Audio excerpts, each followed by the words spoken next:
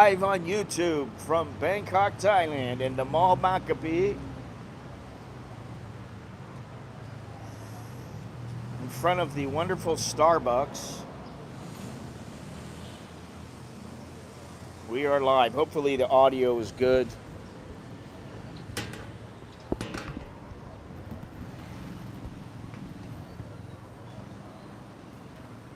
Should be. So, good morning, everybody. Hello. Another day here. It's Saturday, January 29th, and it is 8:30 in the morning on a Saturday. I just said Saturday. And it's getting very, very hot very quickly. The season is changing. It started. The change is here, and it's going to start getting really, really hot. But it's already, it's right now, it is 81 degrees, high of 93, 87% humidity. So it is, right now, it's the kind of a day when you go outside and you just feel the heat. It's hot and sticky. It's 81 degrees right now. The feel-like temperature is 90. High is 93. Low is 77. No wind. Zero wind today. Zero chance of rain. So it's not going to be getting cool. And normally I know when it's getting hot, not only because I can feel that it's getting hot, but also because our air conditioners are working harder. And usually right around the beginning of the hot season, or in the middle of the hot season, one or both of the air conditioners needs to be serviced, and ours needs to be serviced right now. Mine, in my office, which is why I wasn't doing the streams in my office. But here I am back at Bangkok Mall at the Starbucks. For those who are interested, today we have the manager working, Ken, and also Miss Preo, who, when I go back in, I believe she will have a espresso waiting for me.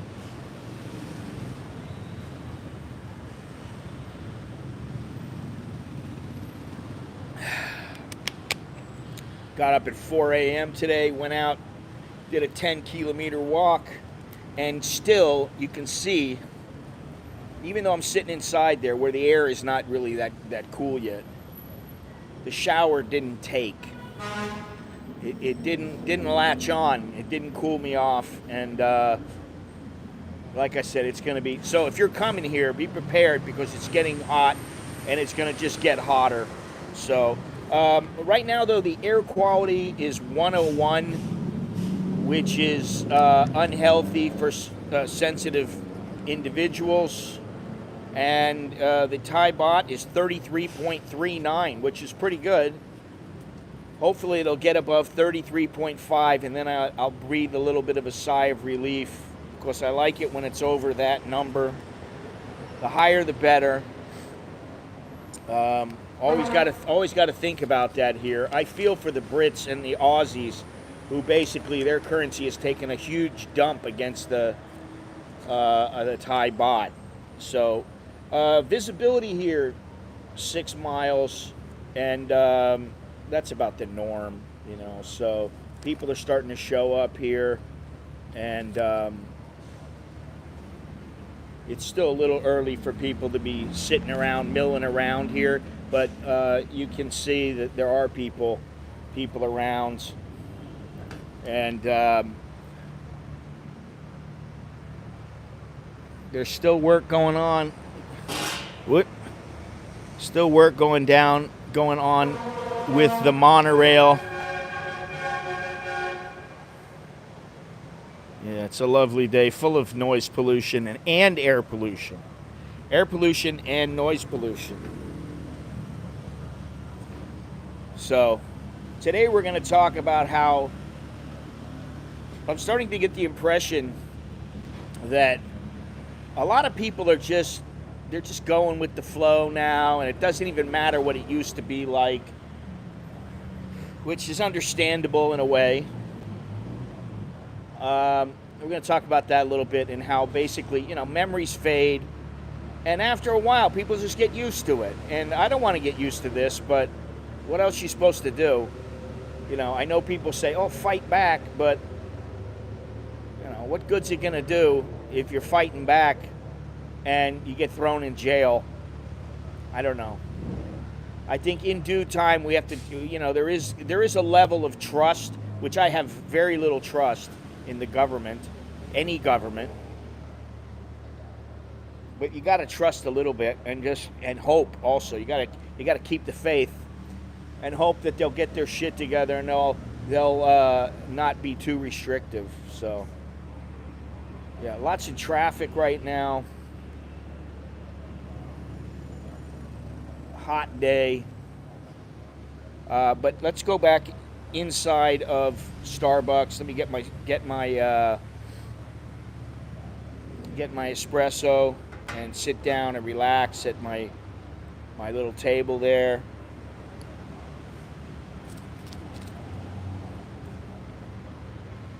I don't think there's even anybody inside of Starbucks right now. Might be one person, I don't know.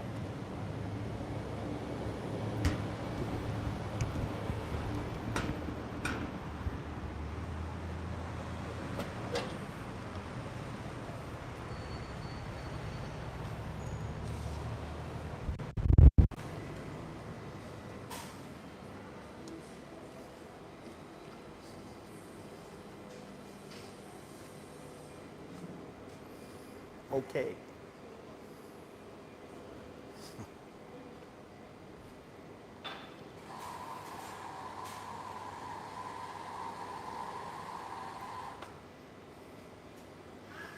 Not a soul in here.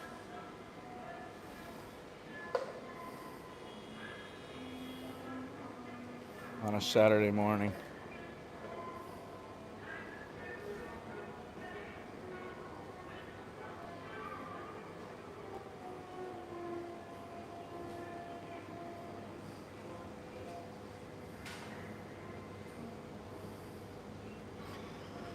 Good morning, Mr. Robert Mack in Asia. Good morning, everybody. Sawadee Cup. And all that good stuff. Oh, mayเป็นไรสิครับคุณ Thank you.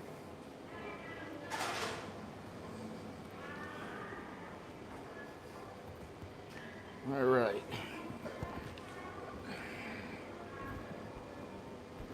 There we go.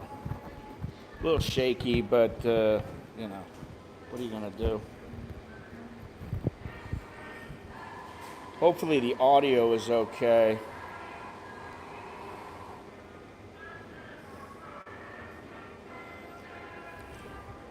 Hell of a lag. We can't always have everything perfect. That's even with the best technology. Anyway, so I'm curious to know what people think, because I'm starting, like I said, well, before I get started, do me a favor, leave a thumbs up. You're watching. If you like what I'm doing here on this channel, leave a thumbs up, subscribe, click that notification bell.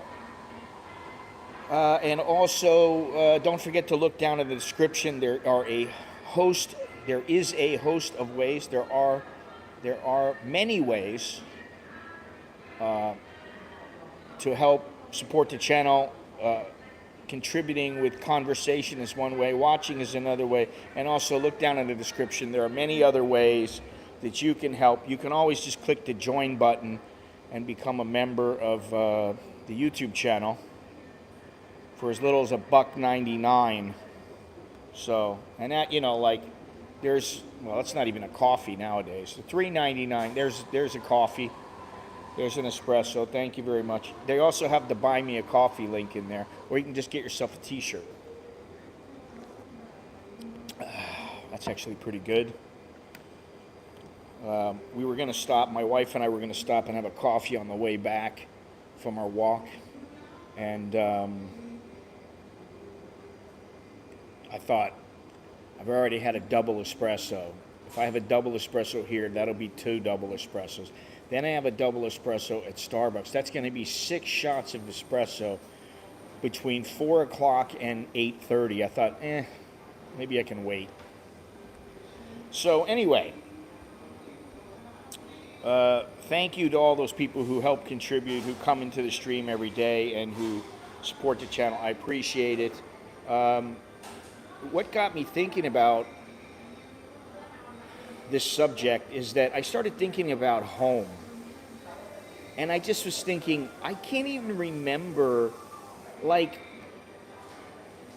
can't remember much about before I even came over here. I mean, I remember the broad strokes. I don't remember the specifics. I don't remember a lot of the details. What I was doing, around this time, who I was doing with. I remember the people. My memory is not that bad when it comes to long-term memory. My short-term memory might be a little bit bad, but I started thinking about it, and I thought, God, I'm looking back when I was like 30, 35 years old, and I'm like, I don't really even remember what life in America was like. And then I thought, what's going to happen around the world when people, they start, my wife and I were talking about this morning, where we're talking about how there's a lot more people who they just don't want to go back to work. They want to work in another way. And even my wife is like, listen, there are people, they go online and they're doing stuff and they're making maybe a little bit less than what they were making at their job, or they're making even more. And they have no desire to go back and work for somebody else and listen to what they have to say and do what they have to say and be to work at a certain time every day and spend money to go somewhere. She was telling me about one friend of hers that really got laid off from work. She still has a job, but with the company, and they're paying her, but she's not really doing anything, and it's not going to last that much longer because they just don't have that much for her to do, and so it's not going to last that much longer.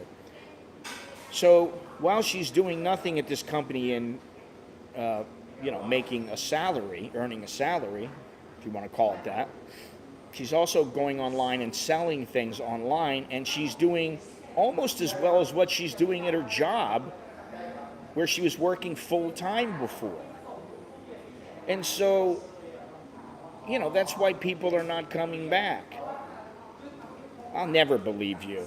I believe you got your head up your ass. Now, listen. The truth is, this doesn't really have a whole lot to do with what you're talking about. This is a matter of people they think about the past, but they're also thinking more about the future and the present. People are not thinking about, listen, remember when. Everybody has a remember when story. People remember when me and my wife were talking about, remember when Alex was a little kid and he used to cry before you would go out every single time. He would run up to the door, he would get pissed, he would jump up and down, and she asked him, why did you do that? Do you remember that? Yeah, I remember. I used to do it because I used to think maybe I could get you to stay and I would win. So I think it's more about what we remember and what we're willing to put up with in the present and what we think the future will be like. Nobody knows really what the future is going to look like. I mean, look at what happened with this. Nobody could have expected this to affect us so much for so long. But now I'm starting to think, like when I'm thinking about home, and I'm like, man, home, this is my home. This has become my home. I don't think of America as my home anymore. I remember things. There are things that I want. When I go back, I'm like, oh yeah, this place. But the amount that it's really Uh, well, I don't know. I mean, I guess, you know, time goes on. People move on. I got friends that I've talked to and I've known since 1979, and you know, I still talk to them once in a great while. But it would be easy for me to pick up the phone, call them, talk to them. You know, but it's like, okay, so what are we going to talk about? You know, you talk to somebody every day, and it's like, all right, well, you know, I don't know about you, but like, I don't want to spend all my time on the phone. And so, good morning, Jim. Anyway, my point is that I think the longer this goes on, the more people want to get back to what they view as normal. But I think people start to forget. They start to just become tolerant of what the laws are, what the mandates are. I'm not tolerant about the mask. I think that's a big thing. Wearing the mask outside and inside. I don't want to wear a mask inside. Um, so I think something like that, you know, listen, that's a big deal. But some of the little things, like, oh, you're going to have to be vaccinated to get in. Well, people, you know, that have been to Africa have to show that they've been vaccinated against yellow fever. And nobody bitches and moans about that. That's a bit different, but still. I mean, this is a much larger scale.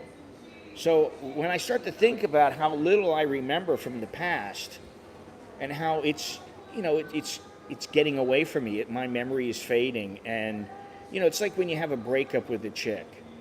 You're involved with some chick and you think, oh my God, I love her so much and she loves me. And then all of a sudden you break up with her for whatever reason, whoever's fault, whatever. You break up and you're like, for a while you're sitting there and you're going, man, you know, what am I going to do? She was the best and I can't believe it didn't work out. And some people just go, fuck it, I'm moving on. And they don't remember the past. They don't want to remember it. They just remember, hey, shit happens. And then some people dwell on it forever. And I don't think anybody wants to dwell on the past when the change from the old normal to whatever you want to call this. I don't like calling it the new normal. It's the new perception. There really isn't any place in America that I call home, despite having not lived in, it is the closest thing I have to calling someplace home. Well, I hate to tell you this, Jim, but you know, home is where your heart is, but home is also where you hang your hat. But once you get over here, then you're going to feel complete when you get here. I can tell you that. You're going to feel like the final piece of the puzzle has been put into the puzzle.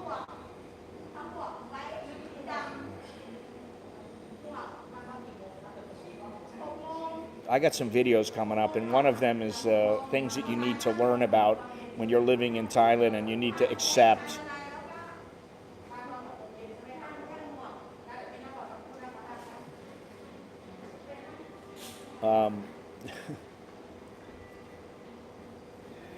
Yeah, I'm not going to get into it right now, but I have similar feelings, Jim. Thailand and Mexico for me, until I have a chance to visit more places.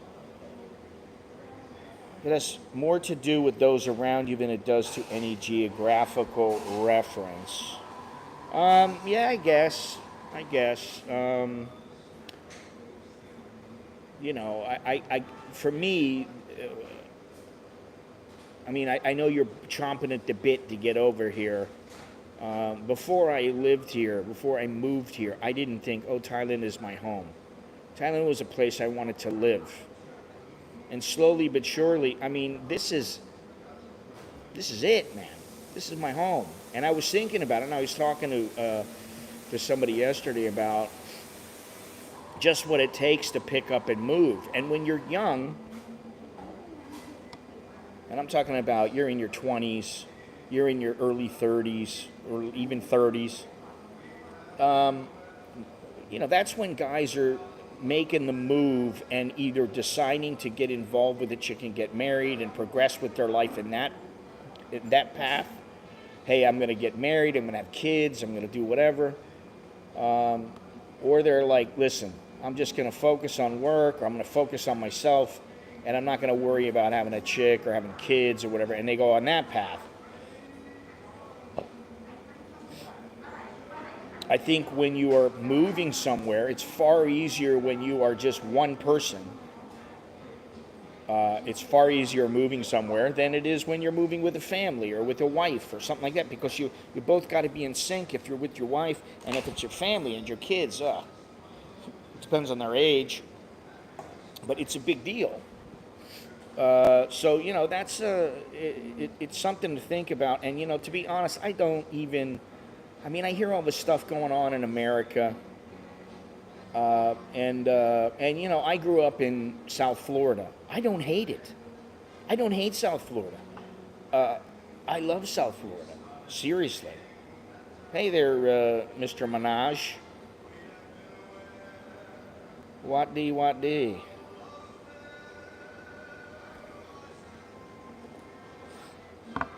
I don't think the Thai government really gives a shit about what the Philippines is doing, honestly. I think the pressure is on Thailand already. And Thailand is opening up in February, so, in their own fashion.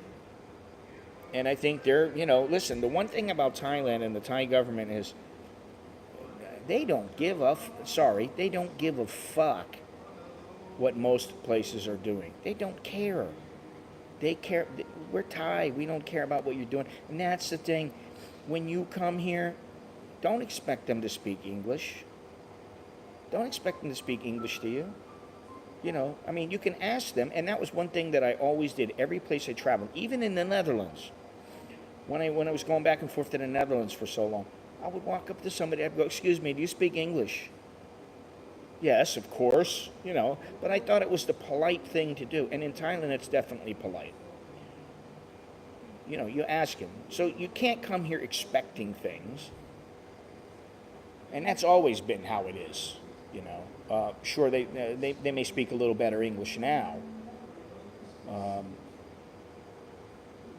Now, getting off the subject a little bit, yesterday I'm at my pad. It was yesterday afternoon.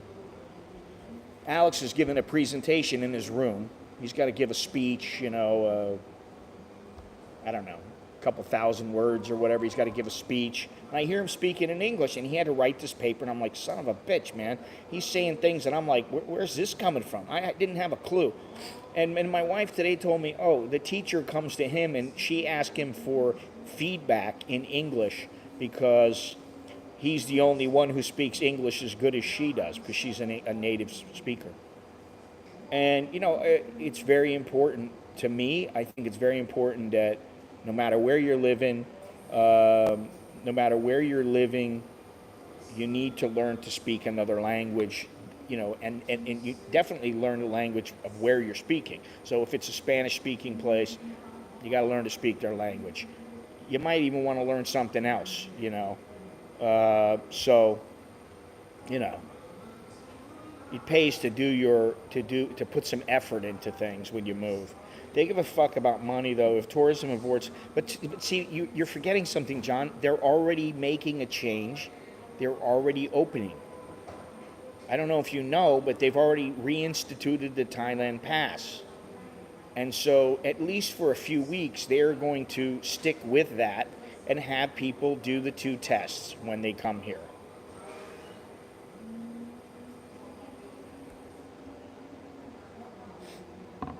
And, the bottom line is they could give a shit about the money. They could open up the bars.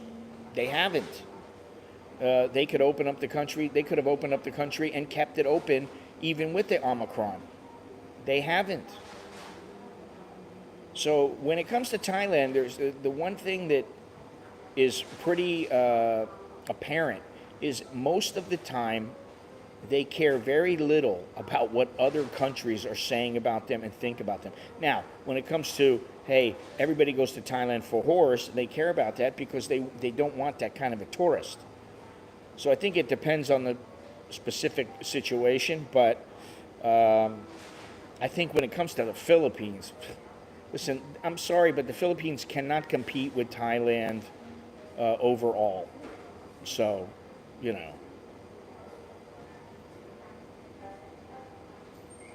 I don't. Did they get the money from him? I think they did eventually, but they told him to no in the beginning.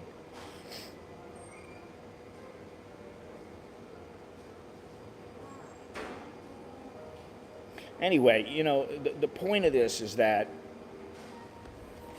people are getting used to this shit. And hey, Johnny, how you going? How's life? How's everything?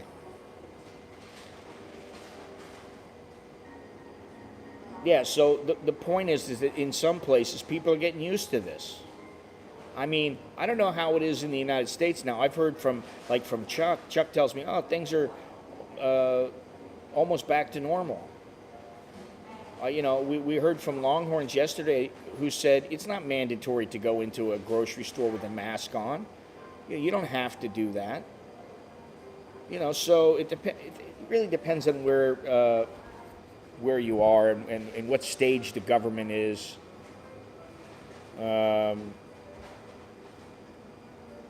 Thailand's philosophy regarding what the rest of the world thinks pretty much has been zero fucks given. Yeah, exactly. Yeah, I mean, listen, I like the Philippines, don't get me wrong. But when you compare it to Thailand, Thailand has a lot more going for it. The Filipinos are nice people, it's great. They got some beautiful beaches and, lovely girls and all that kind of stuff. But for me, at least, Thailand is a better fit. So.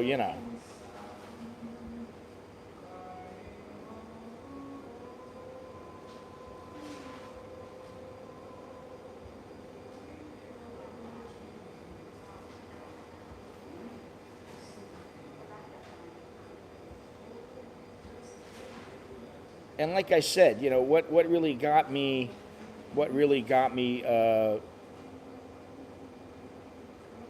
going on this is I just started thinking about how, and I'm sure some of the older guys here, they know, and they probably feel the same way, but hey, you remember, oh yeah, remember when this happened and that happened. You remember certain things in your life. You remember milestone events, okay? But do I remember how it used to be when I was living in the United States? I mean, that feeling is worn off now. I mean, yeah, I have that slight recollection, but I don't, I really don't, I don't remember, it's out of my head now. This is home, And so that's what I kind of think about, um, people with this pandemic. I think there are a lot of people that are going to go, yeah, I used to go to Thailand and now it's such a pain in the ass. Oh, well, it's not a pain in the ass anymore.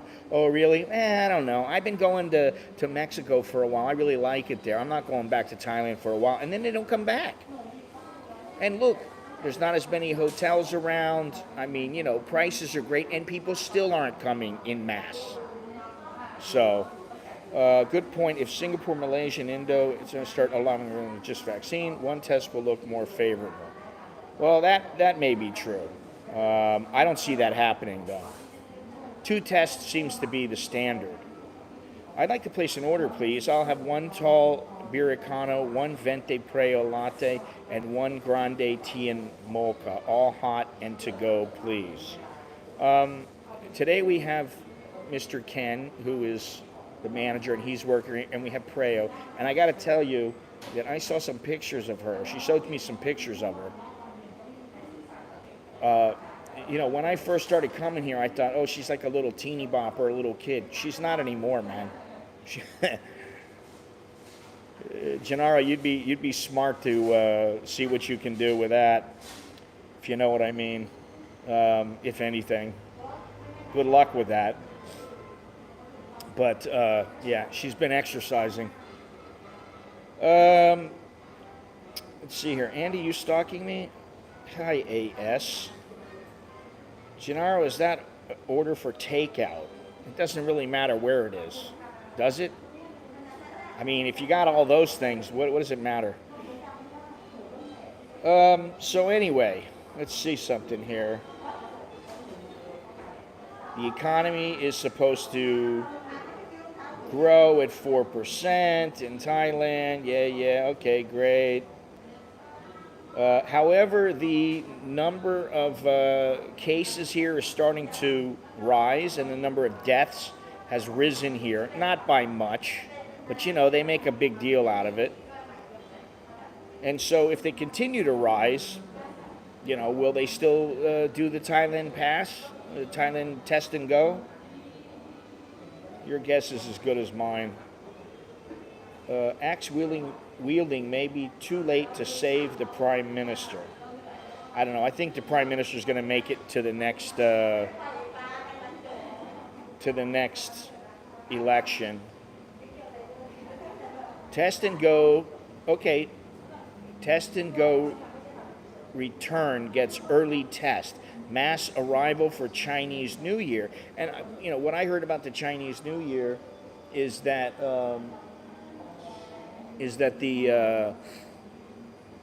the festivities are canceled in Chinatown and I believe Phuket also. So let me see here. With more than 465,000 tourists expected at Suvarnabhumi Airport between January 26th and February 7th during the Chinese New Year festivities, the government says it is fully prepared for the resumption of the test and go scheme this Tuesday. Okay, so that's February 1st. And from what I know, it takes a little bit longer than that. I don't think they're going to be able to hit that. But Kittipong Kitakajon, general manager of the airport, on Friday told the media that the projected tally comprises 115,931 international passengers and 349,522 domestic passengers. Said the figures constitute a 37.12 jump in air traffic compared to the same period last year. 10 airlines have already requested 50 extra flights between them over the period. This year, Chinese New Year holiday will take place between Sunday and Tuesday. So maybe I'll have to head down to Chinatown, even though there might not be any festivities. No lion dance, none of that stuff. We'll have to see about that. Let me read some of these. Let's see. Gennaro will buy her a chain of coffee shops or a coffee machine. Make me some coffee, honey. Hello, Andy. Professor Monash, Johnny. I wish something else would grow at 4%. Just one coffee shop. Hello. Are the protests still happening in Bangkok? No. Cambodia changed their quarantine policy for 14. No quarantine. Well, Cambodia has always been a little bit progressive with this. They've done pretty well. And there goes, I don't know if that's Mook or not. The other barista. I don't know. I don't think so. Let's see here. I meant no testing for Cambodia if fully vaccinated. I hope Songkran is the same as before. Good luck with that. I don't really see that happening. Think about it. They're going to play in the water when you've got masks on, because you're supposed to have masks on when you're outdoors. So how are they going to play in the water and smear each other? I don't see that happening. Not this year. Maybe next year, but this year I don't see it happening. And Songkran hasn't really been practiced in full force in a couple of years. I mean, like 3-4 years, because they had the water shortages, and so. Well, that's not what it says here. I'm just reading from what I see, so I don't know if they're wrong or what the deal is, but it says here the Chinese New Year holiday will take place between Sunday and Tuesday.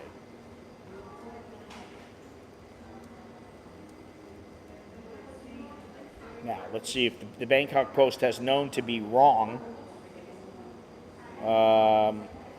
However, they may be doing it a day early because, let's see here.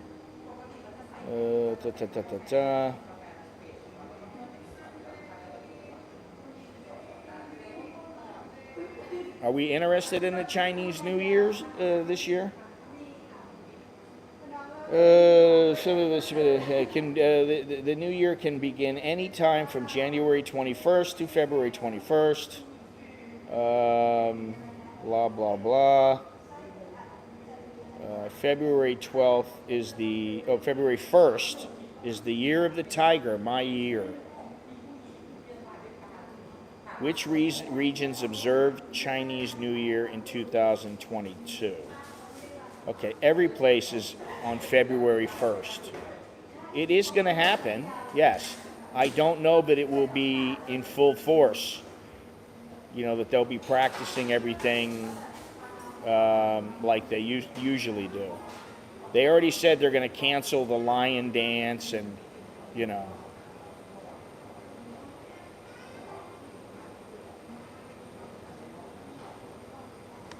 You know what? I've been to all these New Year's I've been to the New Year in Myanmar and in Cambodia, and here, of course. And it used to be a lot of fun. You know, it hasn't really happened in Thailand the way that I remember it in about 4 years, even before the pandemic started.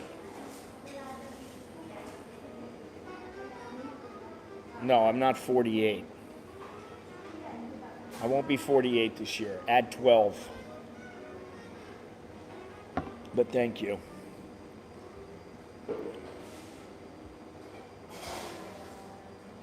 And February 1st, I believe, is on a Wednesday. Is that right?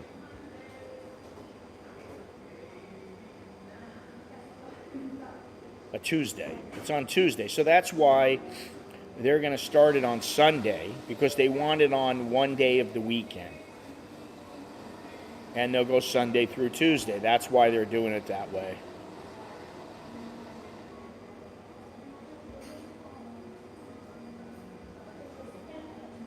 I mean, even the Chinese New Year has not been the same in the past couple of years.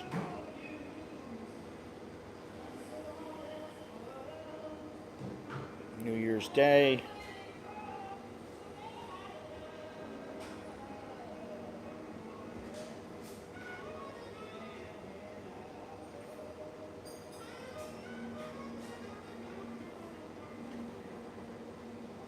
Yeah, well, that's pretty foolish, in my opinion. Well, if it's in your system, it's the cause. No, it's not. I mean, who came up with that? Fauci? Normalization of ties with Saudi should bring in some big investment into the country. We're around when the heist happened. That was a little bit before me. I still remember that, though, vividly. They were still talking about it. Honestly, I don't think it's gonna. We're not. The average foreigner is not going to really see a big deal. A big difference between now and in the next year or two because of the Saudis. I think it's a labor agreement mainly.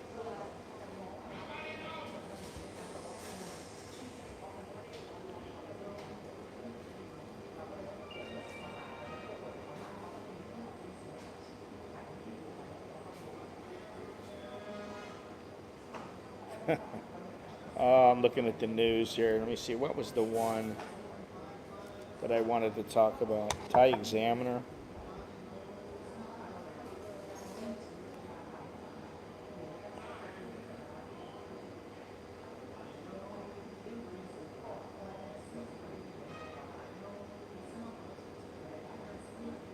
All right, here's another thing about coming in here. This is, I don't know how anybody can say normal. Oh, it's a new normal. It's not normal. Since when did it become normal to walk around with a mask on your face?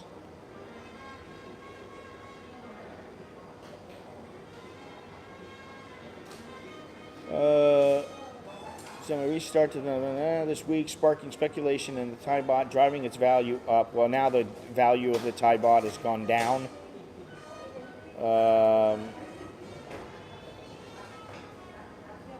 I don't know if some of you have been watching, but the baht has been fluctuating a bit. Let's see here. There's talk of requiring a second test. Oh, this is old.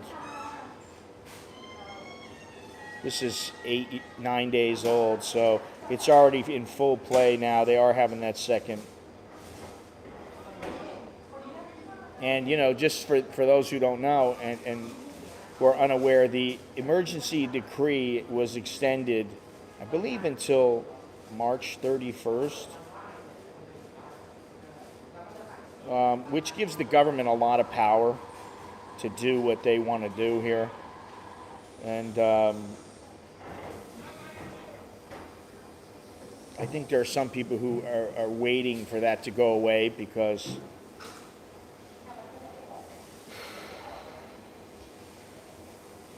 all right, so that's that. There we go. Chinatown. Have you spoken to your Burmese friend lately? No, not for about a month.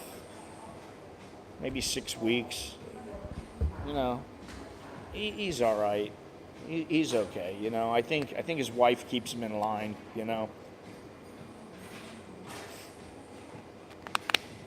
Having a wife and kids, and it keeps him from doing anything crazy because, got too much to lose.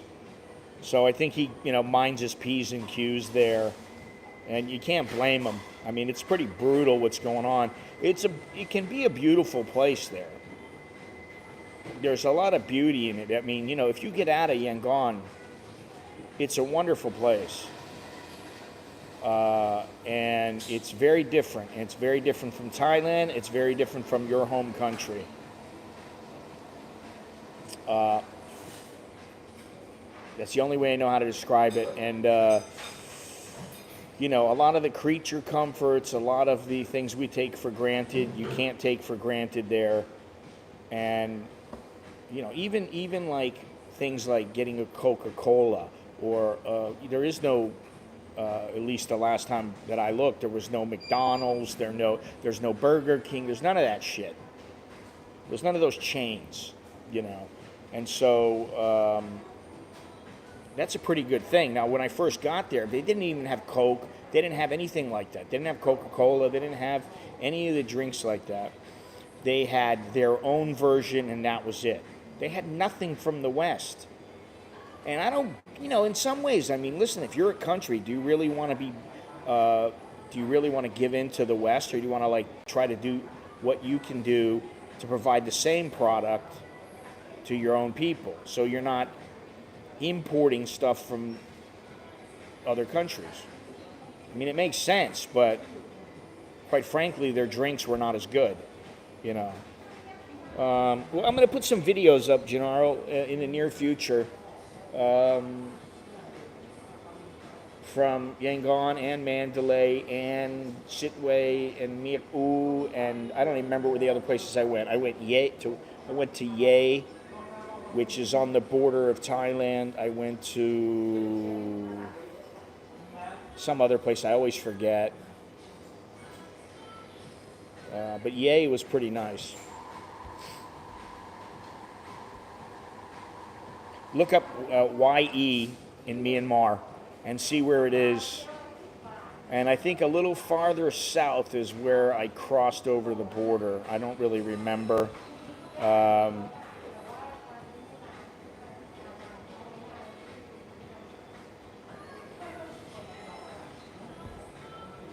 wouldn't go there now. Just because, if something happens to you, I don't know that you'd be able to, you'd be safe. I mean, it would be a bit dicey. Longhorns, I don't know if you're still listening, but how many times have you gone? I don't remember. Just once, or was it twice? And I know we went across the river to Dala. And even that's, it's not dangerous, it's not that difficult or anything like that, but it's an experience. And I've gone over there a few times, and we went over there, Longhorns and I went over there. And it's a trip, man. I mean, it's just like, things are different. It's like I said, when I went up to the north, there were no cars in the place that I went. It was all motorcycles. Motorcycles and tractors, and that was it. They are they are like a forgotten world. You know, they have some modern amenities, but like I said, there was no hot shower where, you know, like you even have the little shower thing like in Thailand where it makes the coil makes the water hot. They didn't have that. Now they do have it in Myanmar, but the hotel I was at, which was a decent hotel, they didn't have it. They brought in hot water every night. Sir, would you like to take a bath? Yes. How many tanks of water do you want? I'll take 2. Boom. You know. So, some places, you know, you're talking about the new normal. That is their normal. And Cockabarachi is in Burma, yes, but it's in far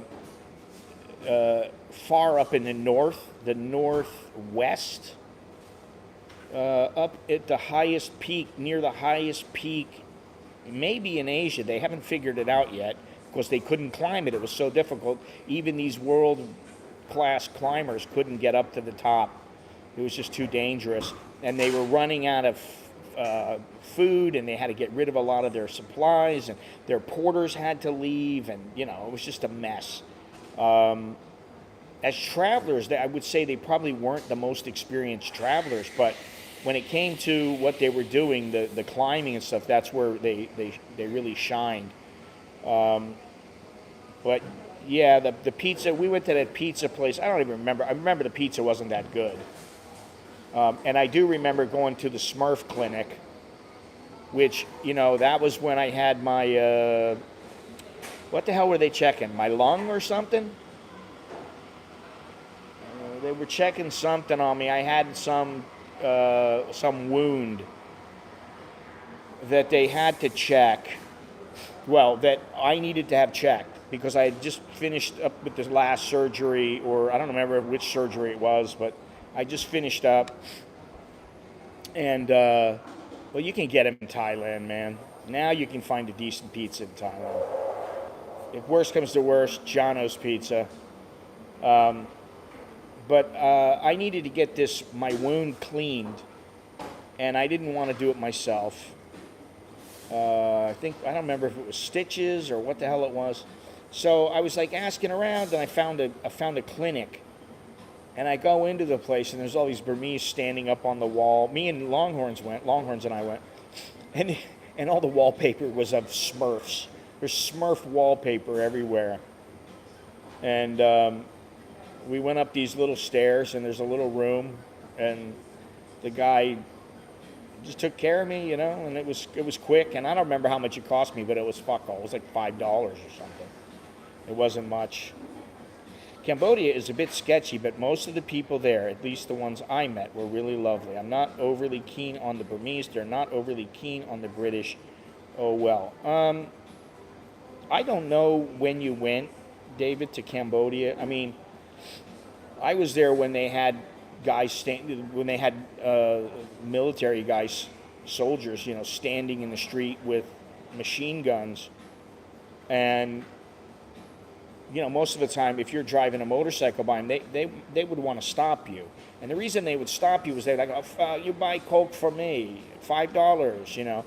And then once I realized they're not going to do anything, you know, and I had this buddy that had shown me the ropes there, that he was the one who went first.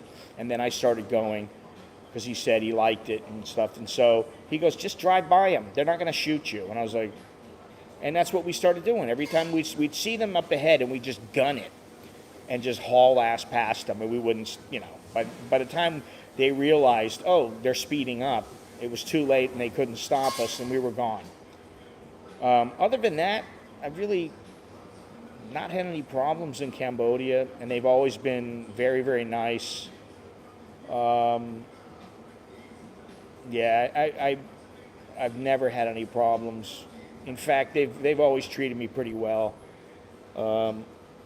And when it comes to the Burmese, I only had one, and it wasn't even really a bad experience. I just went into this guy's house. This is a long time ago. This is probably, 15, 20 years ago. And I went there to find this fighter that I became friends with and became, I drank with him and stuff and brought him a bottle of, I don't know if it was Johnny Walker Black or Red, or I don't remember what the hell it was, but I brought him some whiskey. And then we went out together and we started drinking, and it was like, a day-long drunk. But when I was looking for the guy, somebody told me, oh, you need to go ask this guy. He's a general. Go to his house. And so I go to his house, and the guy just flat out told me, you're never going to find him. I'll make sure you never find him. I was like, what the fuck? And then I said, well, I think I'll find him. Thank you. I think I can find him. I think I got what it takes. I'll find him. Thank you. He was a bit of a prick, arrogant prick. And then I left. And then we did find him, Nanda and I. Nanda helped me find him.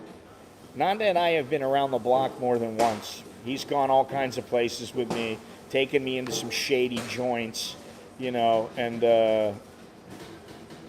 he's a funny guy, man. He's a good dude. I have a new perspective on flesh wounds, even scratches in the tropics where infections can mean losing a limb. Yeah, I don't know. I'd say, you got to clean it, but this was, I had surgery, and so I had something. I don't remember what the hell it was, if it was my lung or what it was, and they needed to check it, and I didn't want to take a chance myself, and so I was like, I'll go in there. But it was just funny because the place is, the place just was covered in Smurf wallpaper, and I'm like, this is a clinic? And all the Burmese are standing there up against the wall waiting, to be called and waiting to make their payment and stuff. Oh, God. That was an experience. That was something. And when I first got there, I told a story about this. When I first got to Myanmar, I went a couple times, and I stayed in a good hotel. I think it was Traders Hotel, which is like a 4-star hotel. It's a pretty good hotel, and at the time I got it for like $45 a night. Now it might be $100, something like that. But like the second or third time that I went, there was a bomb that went off at I think it was the Panorama or something like that hotel that Nanda had told me, hey, you can stay at this one. It's like $15-20 a night. And so I had stayed there. Then the next time I came back, I stayed somewhere else. And that time, a bomb went off at that hotel. And I was like, good thing I didn't stay there. And then I was walking down, there's a main street there. And I was walking down the street. Actually, it's the same street that Longhorns and I had the pizza on. If you just keep going straight, it goes by a movie theater and, all kinds of a market. And so I'm walking, and I see out of the corner of my eye, I see some guy kind of like, it looked like he was following me. And I'm like, what the hell's going on, And so I turned around, and then I see that there was a guy that was following me. And I'm like, what the fuck is this guy doing, So what I did was I walked out in the open where there were no poles, so he couldn't duck behind a pole. We're walking, and I just turned around real quickly and walked right towards him. And he moved over. And then I turned around and walked back, and then he followed me again. And I was like, son of a bitch, this guy is following me. So I asked Nanda, and Nanda goes, yeah, he's a spy. Yeah, he's a spy. He's checking to make sure you don't do anything wrong, And I was like, what the fuck kind of place is this? I can't even go around without somebody watching me, And that was the first time I was like, man, I got to be careful. And I was carrying cameras and stuff like that, and I'm like, I don't want to get arrested for taking a photo of the wrong place, like Aung San Suu Kyi, her house. I wanted to take photos of it, and now it was like, no, don't do that. Don't take a chance, man. We drove by, and I was like, let me just stick the camera out and take a photo, I was like, He's like, don't do it. Not good, If any of the soldiers see you do it, anybody sees you, you're going to have some problems. So,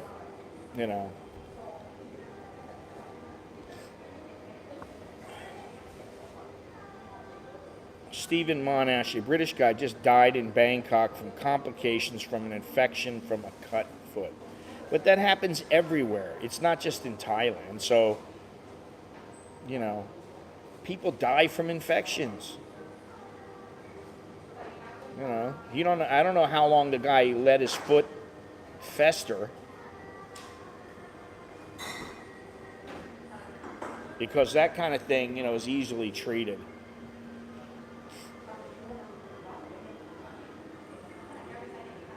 Now, I do know that, like, the guys we were talking about before that went to Kakabaratsi, when they were making their trip, there was one guy who had stepped onto, like, a bamboo shoot or something, and it went in his foot.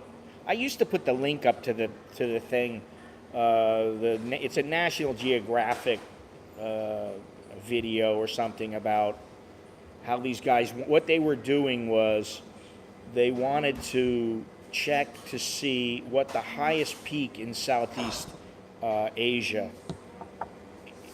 if the peak that they were looking at, which I don't remember the name of it, if that was the highest peak, or was there some other place. And I don't remember where they were or anything like that, but let me see something. Kakabaratsi. Nat Geo. You know, I used to have this channel.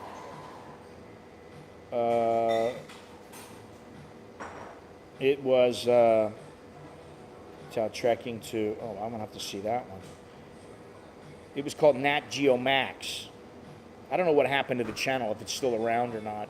But man, they used to have some great stuff. Yeah, here's Kakabaratsi, Mountains of the World. Believed to be, it's 5,881 meters. Now, let me see if I can find this.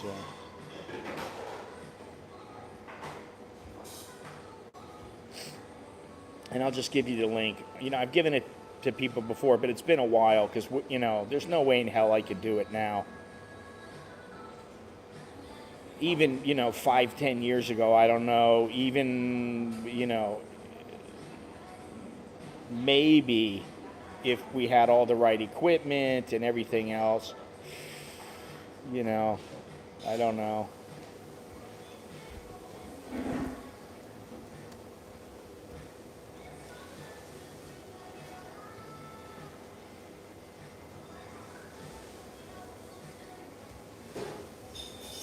Let's see. Same links coming up. Let me see. This might be it. I don't know.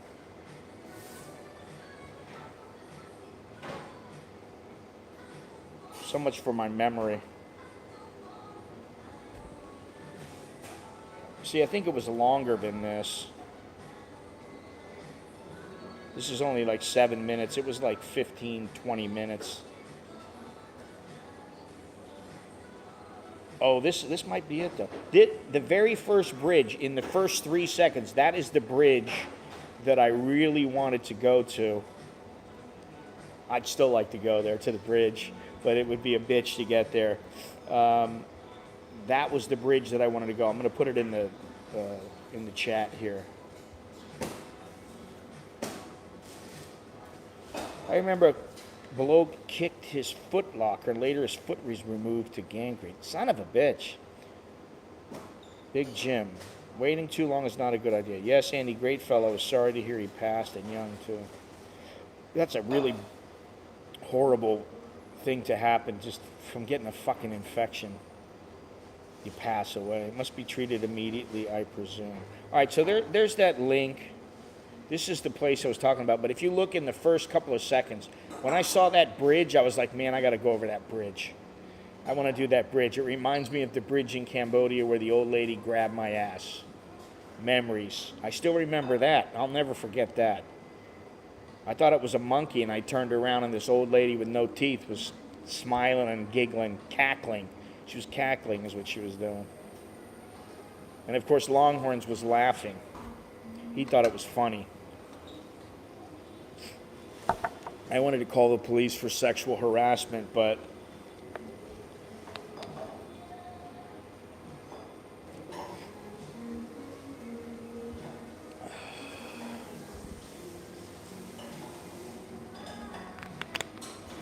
Old toothless woman. Yeah, she's probably about 30, but she looked like she was 70.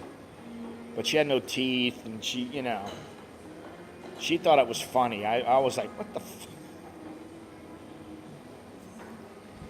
I've told that story a million times. I thought that there was a monkey over Longhorn's head, and I was like, hey, watch out for the monkey.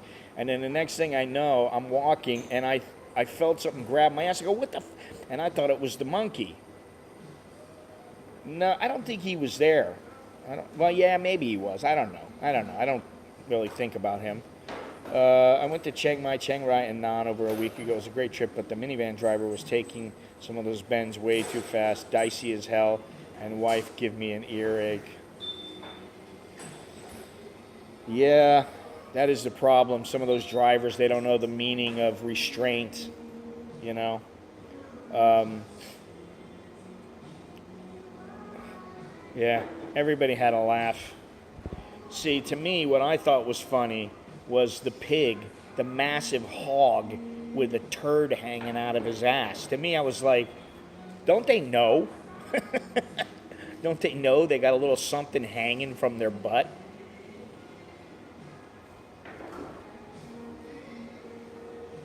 Yeah, and there was a lot of monkeys there, actually. There were a lot of monkeys. I think he did go, actually, but there were a lot of monkeys there. And I remember, and I'm sure Longhorns remembers this, there was a couple of people like that worked at the temple that were feeding these monkeys. And I was like, they ought to just stop feeding them.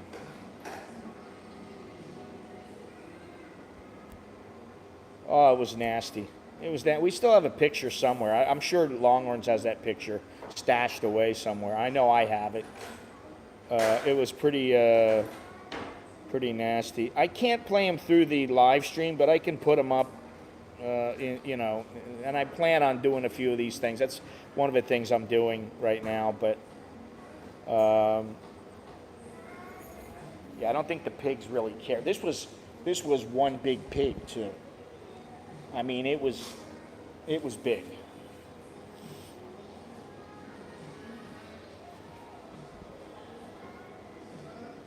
Yeah, yeah, I agree. I mean, if you just do a quick cleaning, that goes a long way. And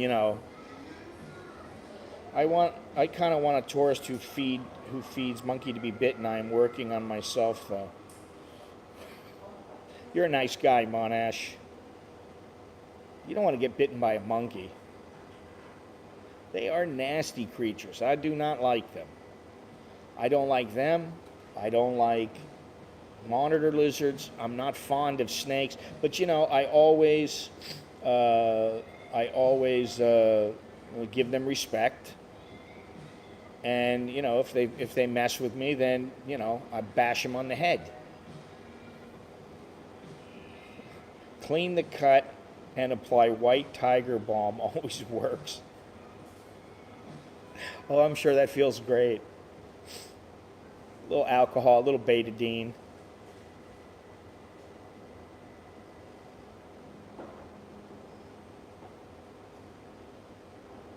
Better than getting bit by a python on the on the onion bag.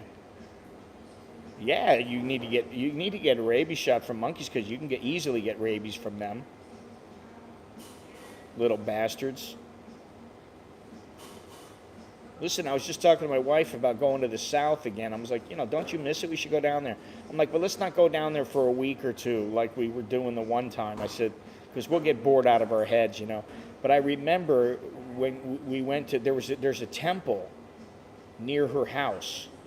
And the temple, basically the monks sleep inside of the mountain, the cliffs. They got to climb up these ladders to get into little holes in the mountain, and they go in there and sleep and they meditate. And there's a lot of these holes in the side of the mountain, so there's a lot of monks climbing up there. And then, they're big cliffs. It's a small mountain. But the other parts of the mountain there, is covered with just foliage and big trees and and there are literally 1,000 monkeys or more in these trees. I mean, if they wanted, all they had to do is jump on you. They could just rip you to shreds and eat you. I mean, it would be that easy. And I went there a couple of times. I've been there a couple of times. But I was there once, and there were literally 100 or 200 monkeys around me. And I'm thinking to myself, if this guy stops feeding the monkeys, these monkeys are going to get pissed. I got to get the fuck out of here. I'm just like, I'm getting out of here. And I do think I got some video footage of that. I got to remember where it is, or if I put it up. I got to look for it. But I mean, literally hundreds of monkeys. And this guy's feeding, and he goes, no problem, no problem. You know, and I'm like, all right, see you later, buddy. I'm getting the fuck out of here. I don't want to take a chance.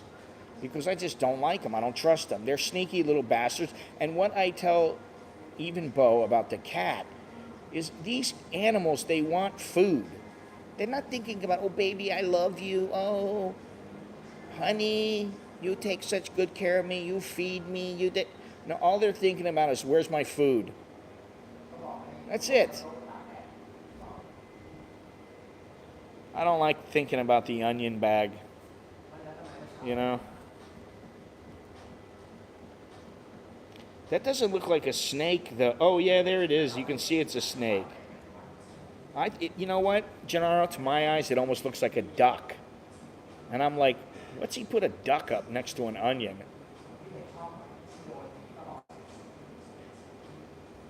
Hey, ladies and gentlemen, do me a favor. We're an hour into this stream. We got 60-something people watching and only 24 thumbs up. So I'd appreciate it if you guys would leave me a thumbs up. That'd be very nice of you. And remember to subscribe and click that notification bell.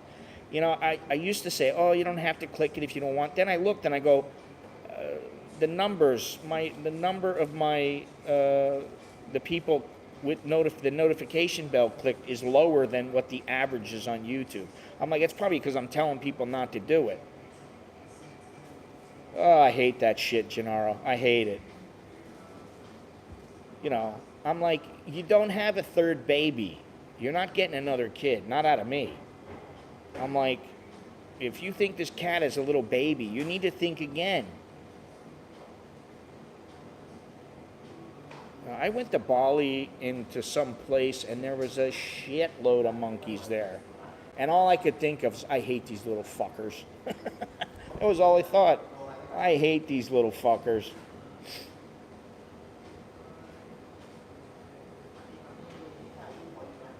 Yeah, well, it's time for that to get dormant, become dormant.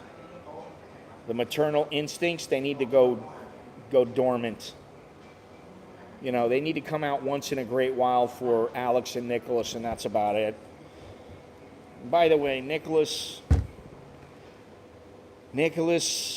he's moving out. He's moving out. He's got to go to school beginning Tuesday. I don't know how that's going to be. I don't know what I'm going to feel like with him gone. It's going to feel like the energy is different in the house. The empty nester syndrome is going to be coming along quite soon. And I have a little video that I'm planning on doing about what it's like to move from a place. Because you think about, if you move, like Jim, you're a little older. No offense. Longhorns, we already know you're an old fucker.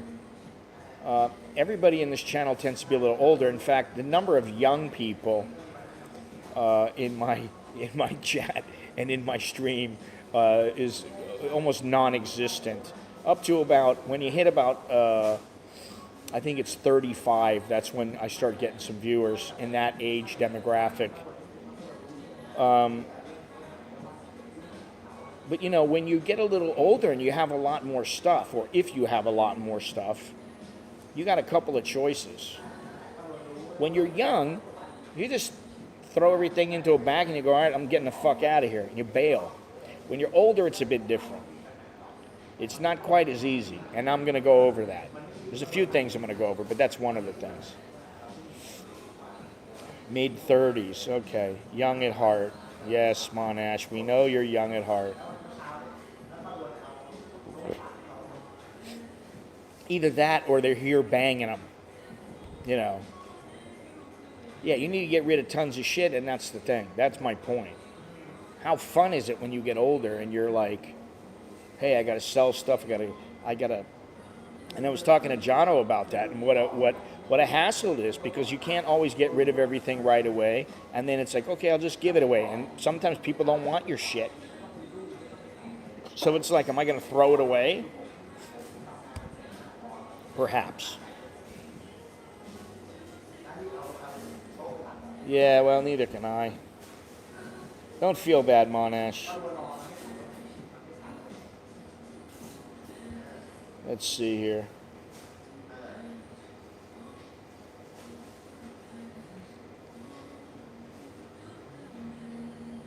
You know, they're thinking about all these. You know, one thing that I would say about Thailand, you want to get back towards the old ways. You want to get back to traditional pre-2019. You want to get back to that. Just simplify. Simplify. That's what you got to do.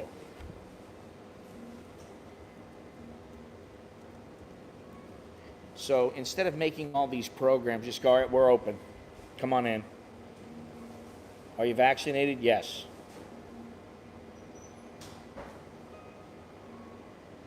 Now that would bring things back into perspective. Minimalize. Stop coming out with 500 different campaigns. Does the United States have this? I don't think so. I think that's where they excel. Although, you know, state to state things differ. You need to come up with some activities for when I arrive in LOS. If you do not, I am going into care. Okay. If anyone wants an upright piano or jacuzzi, come here and get it. Yeah, let me just come over and get that piano. I can't relate to that, but to have great memories is good. Yeah. I mean, fortunately, we tend to forget the bad things and remember the good. I don't know, at least I do. I don't know. Proof of vaccination is all that is needed.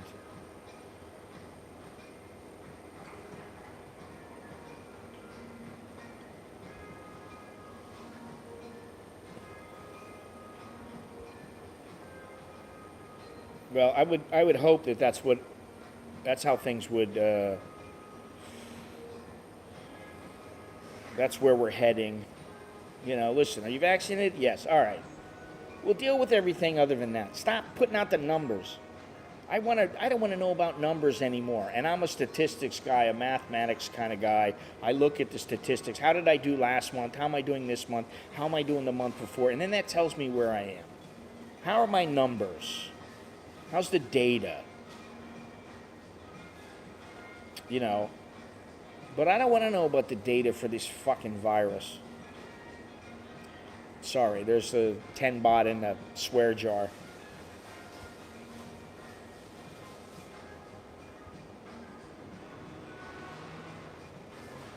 Yeah, I don't think this is the whole, I don't know that this is the whole, what is this? The whole cockabarazzi thing here. I wish I could find the one that I was looking for. It's all good though.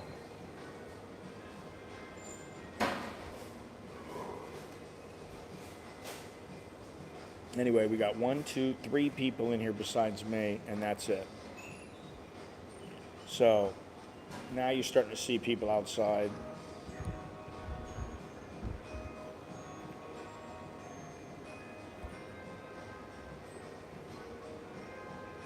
Yeah, it sure is dragging on and on. And that's the thing. I think the longer it drags on, the more people are so looking forward to the future that they don't remember everything that transpired that got them to the place that they are.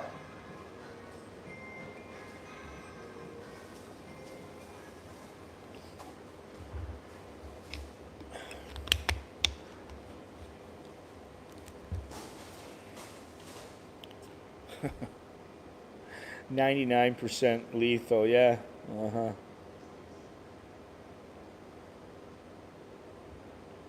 Wonderful. Just what I'm looking forward to. Actually, I'm not.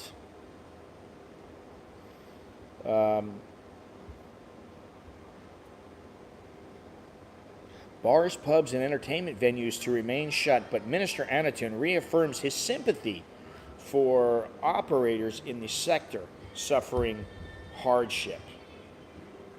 All officials linked with Thursday's meeting have made it clear there is no prospect of allowing the reopening of bars, pubs, or entertainment venues at this point, with the threat from the virus remaining a very real prospect. Now, so what's this mean? Does this mean in the future in Thailand that like there's going to be no bars here? People are just going to forget about them and just go, remember they used to have these things called bars. They used to have like go-go's. And, yeah, listen, I still remember the days when you went into a go-go bar and the chicks were butt naked. They came over, they sat on your lap. You know, I mean, they just gave you the whole kit and caboodle. Well, they weren't sagging. Back in the day, those ones weren't sagging. We are all too young to tell war stories, Jannar, but never too old to tell hottie stories. How many variants before the majority say fuck it and stop abiding by the law? This has to end at some point. Last hottie Gennaro had was a short black. The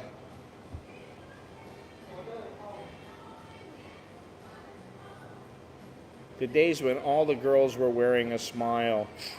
Well, you know, nowadays they got the computer. You want to hook up with them? It's like, oh yeah, look at me through the computer. We need to talk. We talk here. No, no, I don't go see you. What? Why not? I'm coming to Thailand. Okay. Maybe I see you later. And then all of a sudden they ghost your ass and they're gone. And meanwhile, you paid them, you know, the knuckleheads have paid them a couple $1,000. Because, baby, I know you love me and you speak true. That's what's going to happen.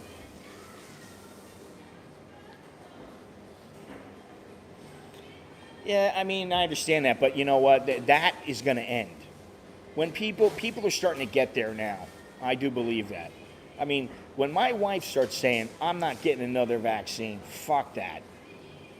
She's like, it's too much. It's like, and you know what's funny is my buddy there, Steve, from Steve's Kitchen, plug, he told me right when I got my booster, he goes, you watch. He goes, in another 3 months, they're gonna ask you for another, they're gonna say they want to give out a 4th booster. And sure enough, they're starting next month. They're going to start giving a 4th booster here. I'm like, are you kidding me? What do I got to do? Every 3 months go and get a booster? I don't think so. It's too much. We will all end up on Happy Street getting happy endings. With coconut oil or coconut water. I don't know.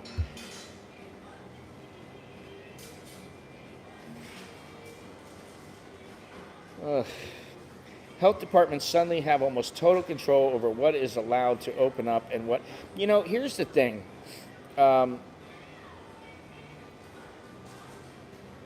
think that, like, and I said this a long time ago, I used to get pissed at my bank. Now, my bank has not done it in years.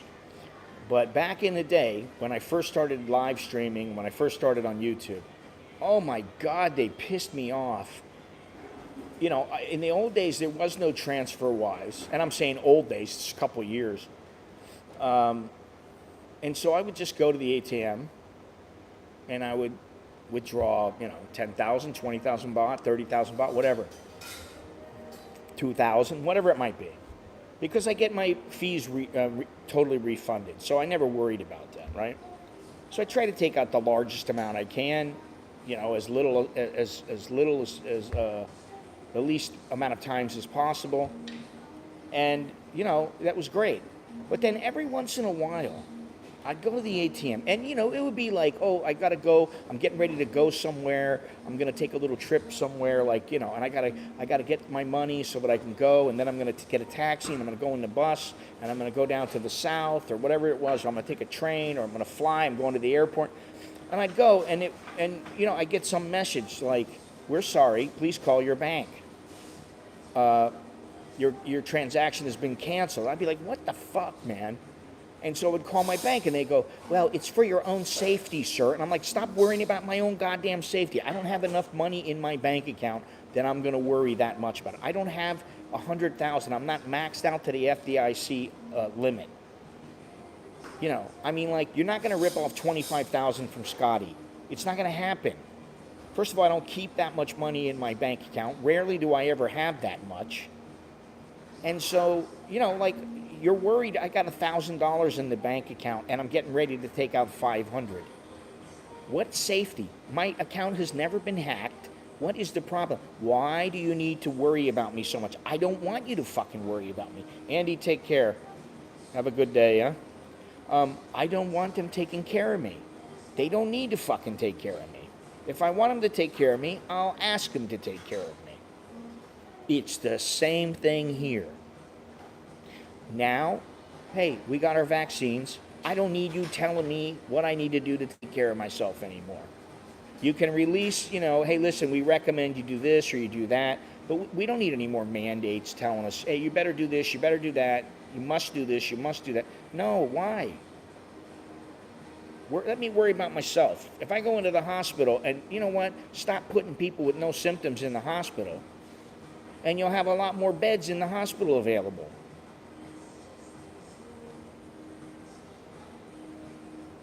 So that's the point. It's always about, oh, well, it's the safety. Safety is for your own good. My own good? Fucking stop worrying about me. I don't need you to worry about me. Now, if I got insurance, why are you so worried? If the federal government will refund any money that has been taken out and has been robbed from me, if there's insurance, why are you worried about me? You don't need to worry about me. You know what I'm saying? So it's the same thing here. It's like, wait a minute. The masks don't do jack shit for the most part, aside from, some guy who's blowing a snot rocket, or he sneezes, and he's going to sneeze right into your mouth. They don't do a whole lot. Let's face that. Unless they're, a high-end mask or an N95 or something like that. They're not doing that much. You got the vaccine. When are they going to let it go? People are going to get pissed at some point. Either they're going to relinquish their power and say, okay, all right, we got to remember what things were like beforehand and let some of this stuff go. We're going to be as safe as possible, but we're not going to. What they're doing in Australia, to me, is like, in parts of Australia, it's fucking criminal. 1 case, 2 cases, and they just lock down a place. It's like, that's ridiculous. Yeah, exactly. You think I want some jackass who's like smoking crack as the mayor of the city? He's smoking crack, and I want him making decisions for me? Or somebody like Beetlejuice there in Chicago? You think I want her making decisions for me? Get the fuck out. What is it? Shut the front door. It should be illegal to hold a fart until it turns into a burp. Always the classy one, aren't you? Listen, I'll tell you what, when you hit about 56, 57, stop trusting your farts. I will give you that. There's my tip for the day. When you're 56, 57, stop trusting your farts. I'd rather be in America with rampant COVID, but I can do what I want and go where I want. Well, I don't really want to go back to America because I don't want to move.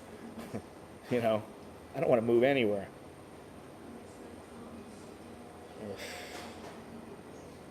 Don't get him started, Johnny Siam, please. Keep clicking that thumbs up, please. Keep subscribing. Keep buying them t-shirts. Keep buying them books. Keep buying shit from Amazon. Keep joining as a YouTube member and all that. And there are some videos going up. I think tonight there's a video going up. I think it's the girls taking a selfie in Vietnam. I think that's the one that's going to go up tonight for the members. Just a short clip, but there's some girls that are taking selfies, and it's interesting. Compared to Australia, New Zealand, and much of Europe, because we have a nose. The rip turns into drip as we get old. Ugh. I never thought of it that way, Carl. Thanks for that.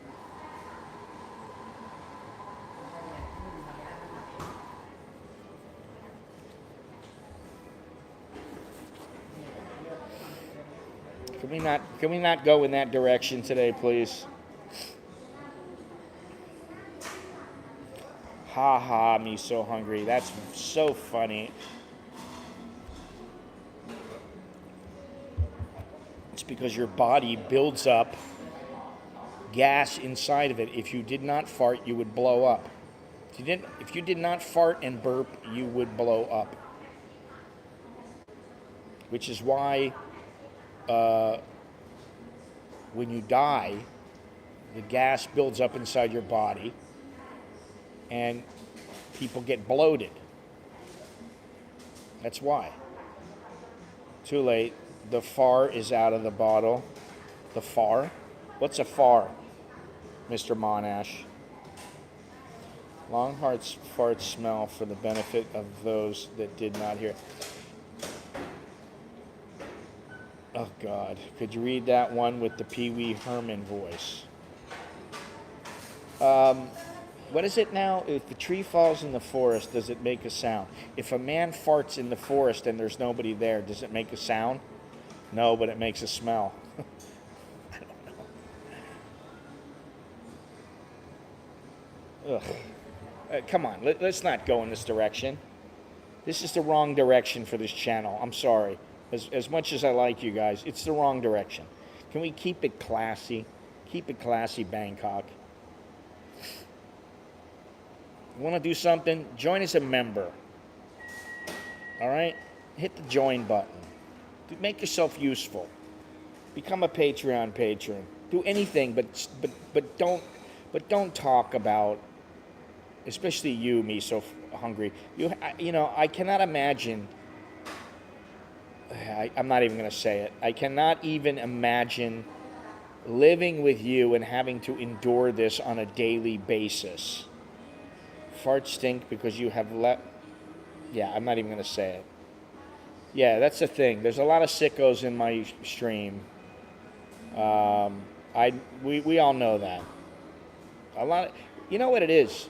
I was thinking, what is the difference between the expats in Ecuador and the expats in Thailand? Now, I saw this one guy, and he makes it a point in his list that he goes over every once in a while about how there are some extremely rude expats. I'm like, well, join the club. There's rude expats in Thailand. For the most part, I don't run into them because I don't live where they live. I don't live around a lot of expats. Some of the expats, yeah, they're a little bit brash, a little bit, what's the word? Obnoxious. But for the most part, they're good people. I try to surround myself with good people. That was classy, Johnny. That was classy. I appreciate that. Keep it classy. Well, yeah, exactly, SR. And listen, when I go over and I get myself, it's so funny. I got to tell the story again. I find it humorous that the one guy in my village that people didn't like, and the one guy who pulled the stick on me, and I cracked him a couple of times. And now he's like a gem. He's very nice to everybody. He doesn't get nasty with people anymore. Maybe he kicked the drugs. I don't know. I don't know what the deal was, but he was involved in the yaba apparently. But the one lady who sells me the noodles, she was always, sawadee ka, and that kind. Thank you, kapkun ka. It was very matter of fact. You buy the noodles, bye.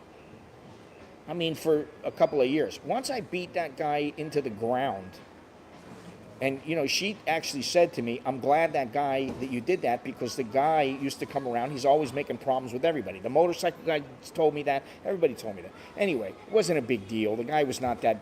He wasn't a real tough dude or anything like that. But he was a nutcase. And now, when I go in there, she is the nicest lady to me. She wants to know, how are your kids doing? How's your wife? Did you guys go walk today? I thought I saw you. She's very, very nice, and I love that. I love that she's very polite, and she's even more polite now. And everybody in my village tends to be very, very nice and polite and cordial. They don't always have to kiss my ass or anything like that. I don't expect them to. I don't want to kiss anybody's ass. They don't have to kiss my ass, but be cordial. That's it. Just be cordial. Hi, how you doing? And if you want to say a few more words than that, that's fine too. Gennaro, here you go. There's a little girl in her little Chinese outfit. Well, I don't know about that, but I do know that now, anytime a car tries to park in front of my house, that woman is on them like stink on shit. For the most part. She's like, please don't park there. There's somebody that lives there. Don't park there. That's getting to be a big thing now in the village because, parking spots are at a premium. And, the last thing you want, listen, I'm telling you, yesterday, I hear something. I hear a motorcycle, and I go, oh, and I go, that sounds like it's right in front of my house. I hear this motorcycle revving up or whatever, and then I see this girl get off the motorcycle. She's right in front of my house. The motorcycle is in front of my gate. And she's walking away, and I go, hey. I go, what are you doing? I go, move your motorcycle. I go, don't park in front of I couldn't even open the gate. I mean, I could, but I knock her motorcycle over, which that was the next step. But I'm like, honey, you got a motorcycle. You got plenty of room. Don't park in front of my house. That's what the garbage cans are out in the front for, to block people. If you see garbage cans out in front of somebody's house in America, do you, go there and move them so you can park there? Most people won't do that because they know they might get shot. Something might happen. Some guy goes nuts on them. And I'm not gonna. I mean, I'm just like, hey, So when it comes to that, yeah, you say that, but how am I supposed to get into my house then when they block the gate? I'll tell you what am I supposed to do? Climb on their car and jump over? And everybody in the entire village, they have signs, they have all kinds of stuff in the front that says, do not park in front of my house. Find your own fucking parking spot. Yeah, call a tow truck, get them out of there. Leave. Bail. Yeah, I don't know how expensive they are here. I don't see many tow trucks here in Thailand. Maybe there's a good business. I don't know. I think they just get, samchai down the road to hook some piece of string up to the car and they just yank it along. I think that's fine with them, In America, you can't block our driveway. Well, that's what they're doing. They're blocking our driveway and they're blocking the entrance to our house. That's what it is. And I'm always bitching about it, but I try to be nice to them and hey, and then, I don't get carried away because I don't want something happening to me. But like, even my wife gets pissed now. She'll be like, "What are they doing? What are they thinking? Like, how am I supposed to get in with the groceries?" She'll come home and she'll have a couple bags of groceries, and she can't get in because somebody's parked in front of the house. And then I just stand out in the front by the car, kind of leaning up against the car, and then somebody will come running out. Oh, sorry. Most of the time it's sorry, and I'm like, I said a long time ago. Oh, they're open now. So it's after 10. So they're opening at 10. The mall is open right now. I used to say this a lot. In fact, I said it to a guy, I don't know if he's watching or listens still, but Mike and Amy, I used to tell them, Thais always say they're sorry. Well, just stop fucking doing it. I don't want to hear you're sorry. Sorry means shit. I just paid $150 for 10 miles, had to replace a heater hose that busted and leaked out the radiator fluid. $150 for 10 miles. Fuck me. I can't even think of that. It's a good reason not to have a car, but in America you need a car, And that was the cheap price. How much is AAA now back in the States? That's where I went when I went back home. That's where I went and got my ID card. AAA. I had to go to AAA to get my ID card. I'm like, AAA? Yeah, you don't go to the DMV anymore. I'm like, the DMV is inside of the AAA.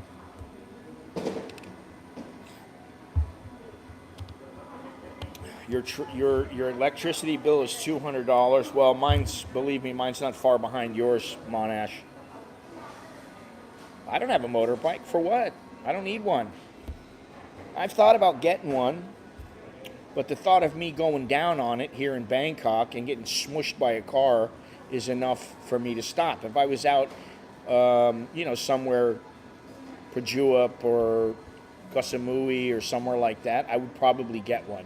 Just where I just went 5-10 minutes from home, something like that, I would probably get one. But like now, I've thought about it many times. I know quite a few people who have gotten killed on the motorcycles here. And for the most part, I'd rather just get a car. And my wife's been going, maybe we should get a truck. She's like, it would probably help your YouTube too. It's like, that's the sales pitch. It'll help your YouTube because we can go places, and maybe we just make the back a place where we could sleep and we could put stuff to cook, and that'd be really cool. People would like that. And I'm like, well, yeah, you're right. That's true. Hey, Monash, thank you very much. You keep me from being shut out, which I never like. It's the end of the month. I don't want to be shut out. I'm always trying to reach, at the end of the month, I'm always trying to reach the higher numbers so that I can beat the previous month or my best month or whatever. So thank you. I will have a truck in a few months. Yeah, I mean, I think about it quite a bit, and it's the kind of thing where I would probably only use it sporadically. And I really don't want to drive in Bangkok because, to be completely honest, a lot of the time, I'm not there. My mind is in other places. I'm not focused. I'm not somebody who would be the most focused driver. Now, if I'm on some, I'm on Dead Man's Curb, out in, you're welcome, Mr. Monash. There you go, Gennaro. If I'm out somewhere and I've got to really focus, that's a different story. But here in Bangkok, I don't want to have to be stop and start. Fuck that. I know guys, they've got cars, and first of all, one guy in particular, he had a bad accident, and it really cost him a lot. Not only that, somebody was seriously injured forever. And so that was not good. And not only that, there's an additional expense. I don't have to worry about it. I don't have to pay a car payment. If I need a car, I can call for one. It's very easy now. Nowadays it's easy, but definitely, we are considering it, and we have considered it, and who knows? We may move somewhere from where we are here in, I don't know when, but I was under the impression this is Alex's last year. He's at the end of his third year. I was like, what the hell? What was I thinking? I don't know. So, and that's the other thing. As soon as you thank you, John Siam. Rent. Thank you. It'll be rent for my new truck. It'll be I'll put a little cover over it. What is this here? Wait a minute, I gotta read all this shit. Messages are coming fast and furiously. I got 2 trucks in the UK. It's getting really expensive to keep them on the road. Well, that is one reason. There is an additional expense, which is something I don't want to think about. All I want to think about is get the kids through school, and then that is out of the way forever. Thank you. I remember back in the day doing deliveries with a large truck in Melbourne. Blocked driveways was a problem, so I used the chain to drag the cars out of my way, but the parking and police got them. I wish it was that easy. I know if I touch somebody's car. Now, what I have done is I've checked to see if the door is open. I've done it twice. I've checked to see if the door is open. If the door is open, I stick it in neutral and push the car backwards. And then the people come out, what happened? And I've done it with a motorcycle like once or twice. And the motorcycle was locked. I just turned the motorcycle and did it in a half circle and just moved it out of the way. And I'm like, well, if you don't park in front of my house, I won't be moving your motorcycle. It's that simple. My Thai girlfriend has a car. Woohoo! I didn't know she was your girlfriend now. Girlfriend?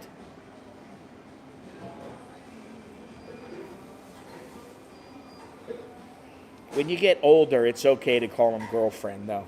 Because, like every girl that you're with is kind of like your girlfriend. I'll sell my car here next month, use the money to buy a truck over there. Unfortunately, the trucks here are probably a bit more expensive than the trucks over there because of the import duties.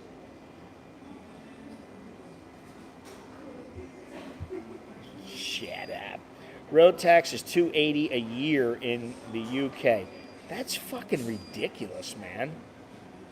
That's like $40 a month. 35 US a month. And then the insurance around the same, then diesel, $1.50 a liter. Who owns these cars? Scott, who are you talking about? Or what are you talking about? I'm not clear. Longhorns have been holding out on us. No, he's not holding out. He's got a little friend. He always has a friend. Longhorns is a likable guy, At my age, they are carers, not girlfriends. Yeah, you take care of them? I understand it's pounds, not dollar, but I'm figuring in the dollar, and that's expensive. They make the trucks in Chonburi. Which truck is that? Probably still charge you a fucking import fee. They still charge it.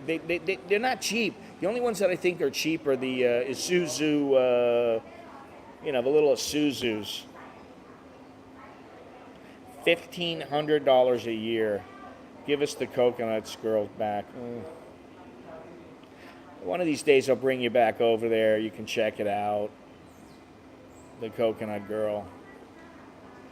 I prefer Jono's pizzas than spending dough on hotties. Listen, I haven't had a Jono's pizza in a while. I did talk to him, and Chuck and I will probably go see him later this week or next week. Now, I have given Chuck an ultimatum, if you will, and that is to please use the bum gun and give us an update, give us a report back how it went. At least try it. The guy acts like it's the biggest thing on the planet. It's like, oh my God, I'm scared I'm going to squirt the wall. Okay, so you squirt the wall. Nobody gives a shit in Thailand about your wall where you're staying. Nobody's caring. You squirt the wall, it's probably just tile. It's not going to do anything. Ford has a plant there. They're similarly priced to the U.S. Ford Ranger, a bit less expensive. Yeah, I'd be anxious to see the prices, Jim. Because almost every car that I see here is overpriced. But then again, I don't really know what the prices are back in the U.S. anymore, so... You have seen the new Coconut Girl, Gennaro. You have seen the new Coconut Girl. And listen, guys, I hate to tell you this, but I am going to start putting up a lot more of these little clips and little videos from now and also from the past. And I don't have a way to, I know a lot of you guys are, you're very generous and everything. I don't know a way to allow people to look at the videos on YouTube unless you get a membership. They don't have a way where you can just go, okay, I'm going to let this person in because they're, they contribute through PayPal or, whatever it is, CASHAPP, Apple, whatever it is, Super Chat. There's no way for me to allow people in. Some of you are members on my website. Some of you are Patreon patrons. Well, all those places will have the videos. So,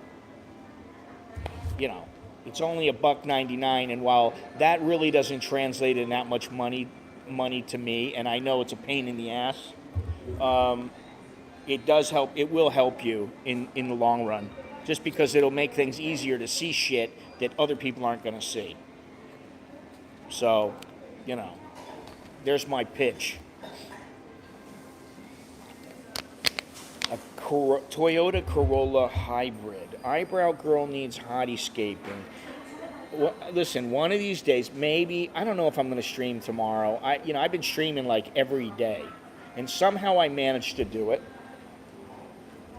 I don't know how. Maybe I like talking to a phone. I don't know. But one of these days, I will bring my gimbal and I will walk up to the rap god and I will go up there for you guys just so that you can see if Eyebrow Girl is still here. Now, I have to say, there is a little video and it's probably going to go up in the members section just because it's so short. It's only like 3 minutes, 2 minutes.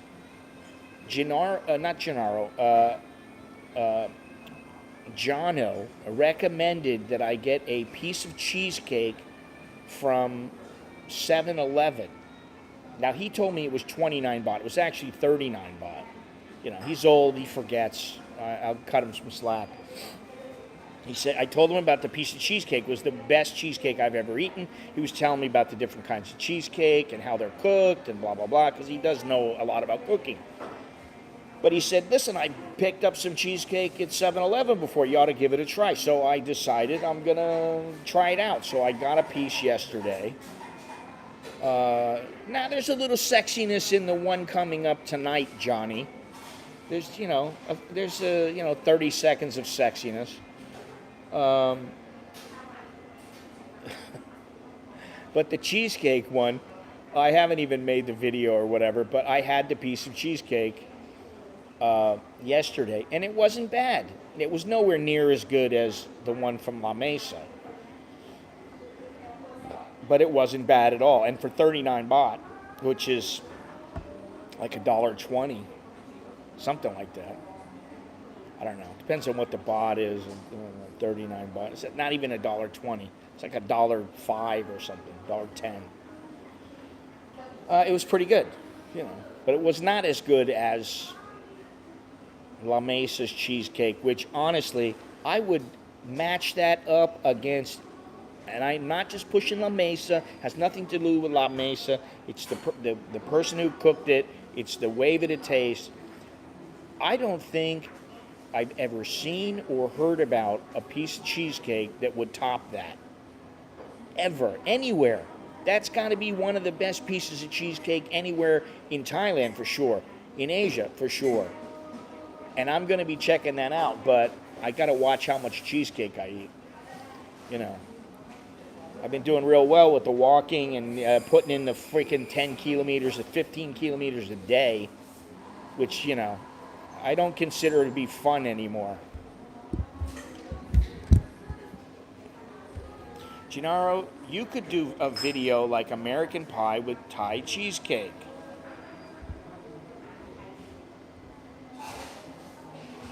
Hey, Gennaro, when are you going to make a video? You know, I'm willing to work with you. You want, send me a little video. You don't have to put your face in there. Just make a little video. I told Chuck, I said, if you want, make a video of, you know, your trial on the bum gun. With the bum gun. That's not going to happen, though. I don't think so. Honestly, that was not just good cheesecake. That was the kind of cheesecake where you sat there and it was in your mouth and you're thinking, this is so good. I don't want to finish this because it's so damn good. I don't, you know, and I honestly have never had a better cheesecake than that. Ever.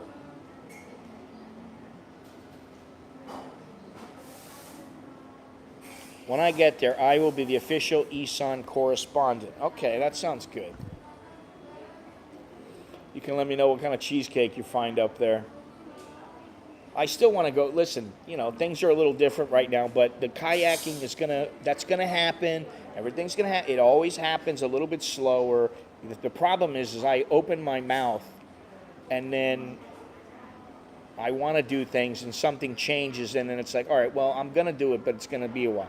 Kakabarachi's not going to happen, but the kayaking will happen. There will be more kayaking and better video on it. We could do some videos together when I get there. Okay, I'll do an interview of you and Preya. Listen, if you were to land her, Gennaro, you know, I don't know what she's like, but I would probably say most guys from the U.S., they would be just fine with her, you know. No, a guy like Monash, who, you know, come on, he likes Eddie Munster's sister. I think he'd be in heaven. My nephew has an awesome coffee shop with nice desserts. Yeah, I mean, you know, listen, the way to do it really is to compare side by side. But I can tell you, like the 7-Eleven one, I just know it doesn't come. It's not even in the same league as that one from La Mesa. The Starbucks, they have the Basque cheesecake, and they also have, I don't know if that's a chocolate cheesecake. I like Stream on Happy Street. Thank you, Mr. Manuel. Let me see what they have here. Hang on. I'm not going to get any, but let me see. I got to carry my mic. Let me see here. Ugh. Let's see what we got here. We got the Basque cheesecake, and we got the blueberry cheesecake. So there's only 2 cheesecakes. That's it.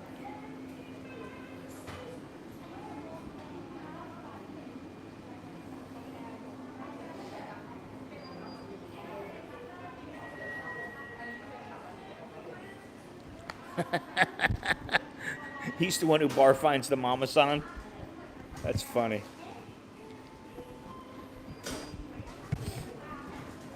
Shit. Gotta sneeze. Sneeze coming.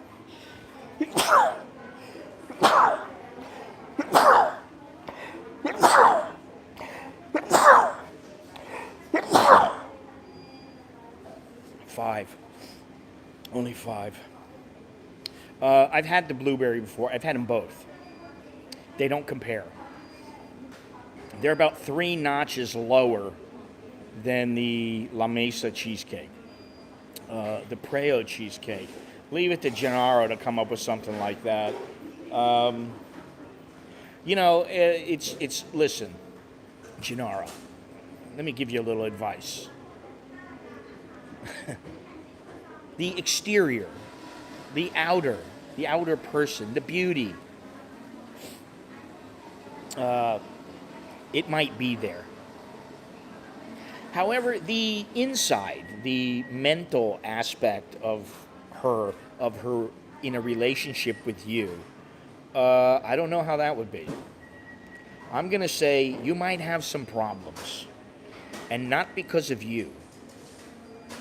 You know, they have these ideals, and especially the Thai girls. You think about it. I'm being nice, I'm being honest, I'm being straight about this, really. Many Thai girls, now I don't know about some of the younger ones, and things might have changed a bit, but from what I know about her and from what I've seen, there are some who, for them, what it is it's about, okay, so what are we doing now? What's gonna happen now? They're not in, like she may or may not be into just having a bit of fun. It may be, okay, Janara, you say you're living here, so what does that mean for us? I don't want you to have any other girls. You're only for me, and I can't stay with you if we're not married. Now, I didn't get that shit, fortunately, because if I got pressured in the least by any girl here, I was like, I don't want to be pressured. Ew, I don't know, Longhorns, you tell me. That's fucking disgusting. You are disgusting, you know that, really? Or you can be. You can be quite disgusting, Longhorns.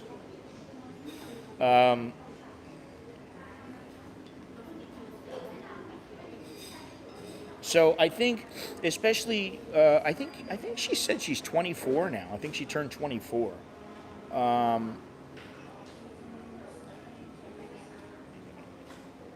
So I think, when they're at that age, they've got these ideals of what they want. And just like Western women, they've got these ideals of what they want, what they're going to accept, how things should be. They have their view of the world. And even my wife has her own views she has her own view of America. And I have to pull her back. I have to say, honey, hey.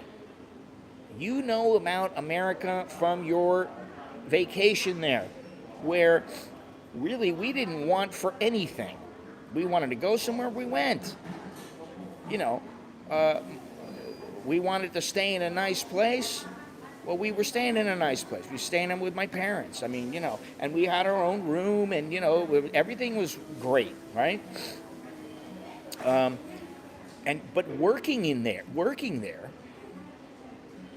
living there and working, like if she were to get transferred with her job and we were to move and she was living there, I'm like, it's a totally different equation. And I think you have to remember that. And, and she's like, I know, but it would be fine. I got friends that have lived there, or my friends have been there. I'm like, yeah, okay. And the thing is that, if somebody else tells her, she might listen. But for me, it's just like, yeah. You don't want to go there. No, I don't. I don't particularly want to go there. But it's always about the fact that living someplace and visiting is a different matter.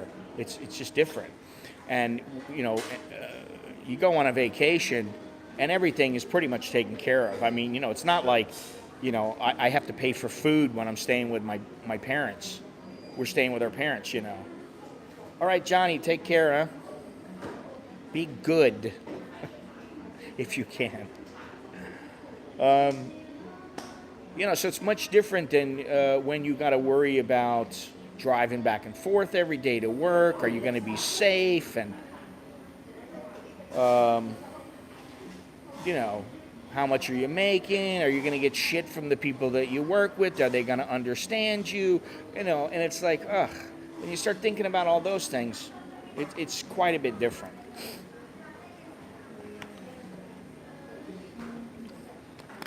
And it's the same thing, like, oh, I think this is good. We were talking about the UK. She's like, isn't the UK completely open? I said, yeah, I think so.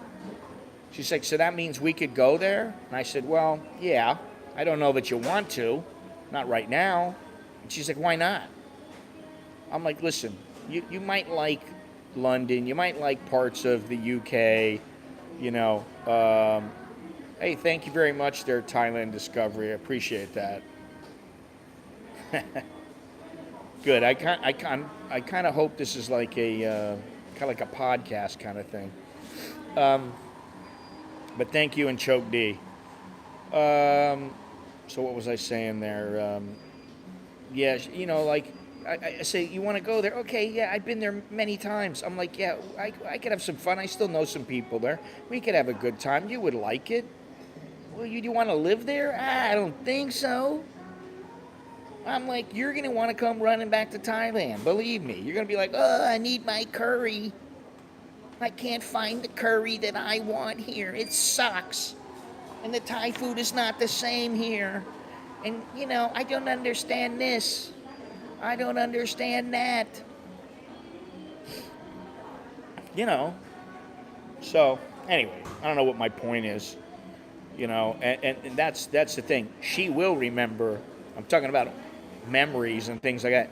She's not going to forget Thailand. It's ingrained in her. And like many Thais, you know, there are many Thais that have a problem moving outside of the country. I think eventually she would get used to wherever she lived or whatever, but she's not forgetting about where she came from. I haven't forgotten about where I come from, but you know what? It's been so long now that there's a lot of things I don't even remember, you know. I mean, shit, I don't remember things about here. I don't remember things about the bar scene. I don't know what's going on right now. You know, even Longhorns was telling me, oh, well, that's not how it is now. You know, that was a long time ago. That's not how it is now. The girls want this, they want that, they expect this, they expect that. And I'm like, what the fuck, man? That wasn't how it was when I was a young man, you know. So shit changes.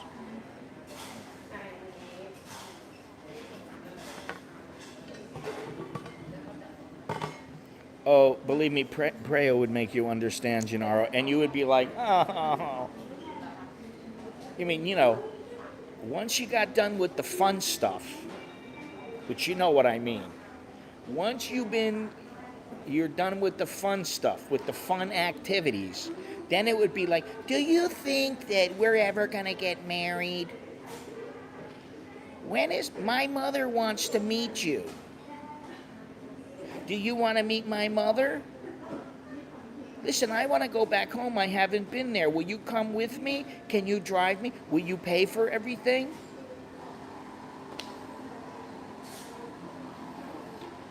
I don't know.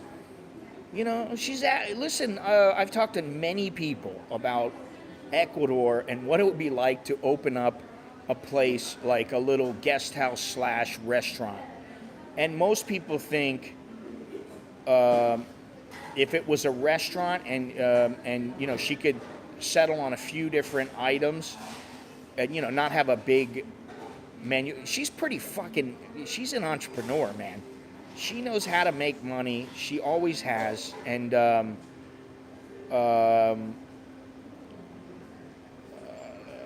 think if she went once or twice and she liked the place, there are places she goes. She likes America.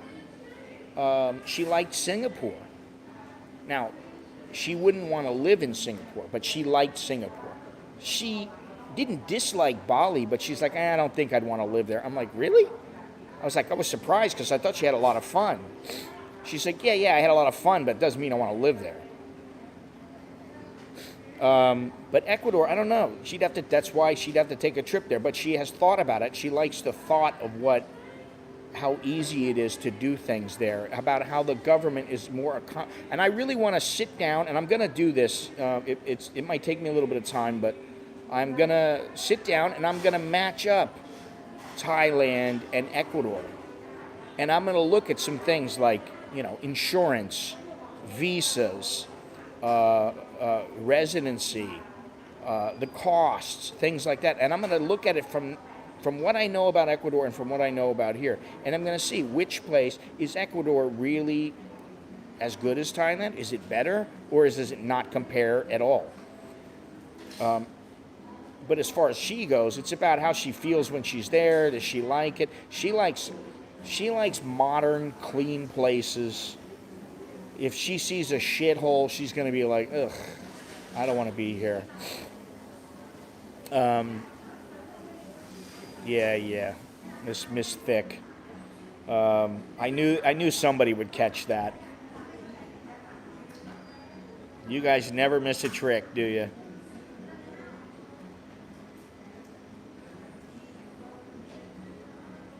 Yeah, I don't know where it was, but for her again, like Longhorn said, she doesn't want to go that far away from the kids, and that's a big deal. And they may want to go to the United States because they can always go to the United States if they want.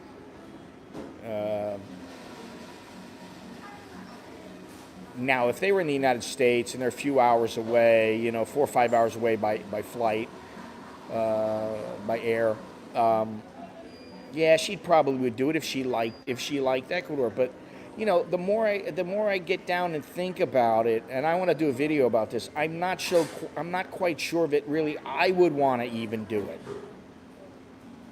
I'm not 20 years old, 25 years. I'm not 30 years old now. I'm not in the same position I was when I came here. It's different, and this is my home. Say what you will, it's my home.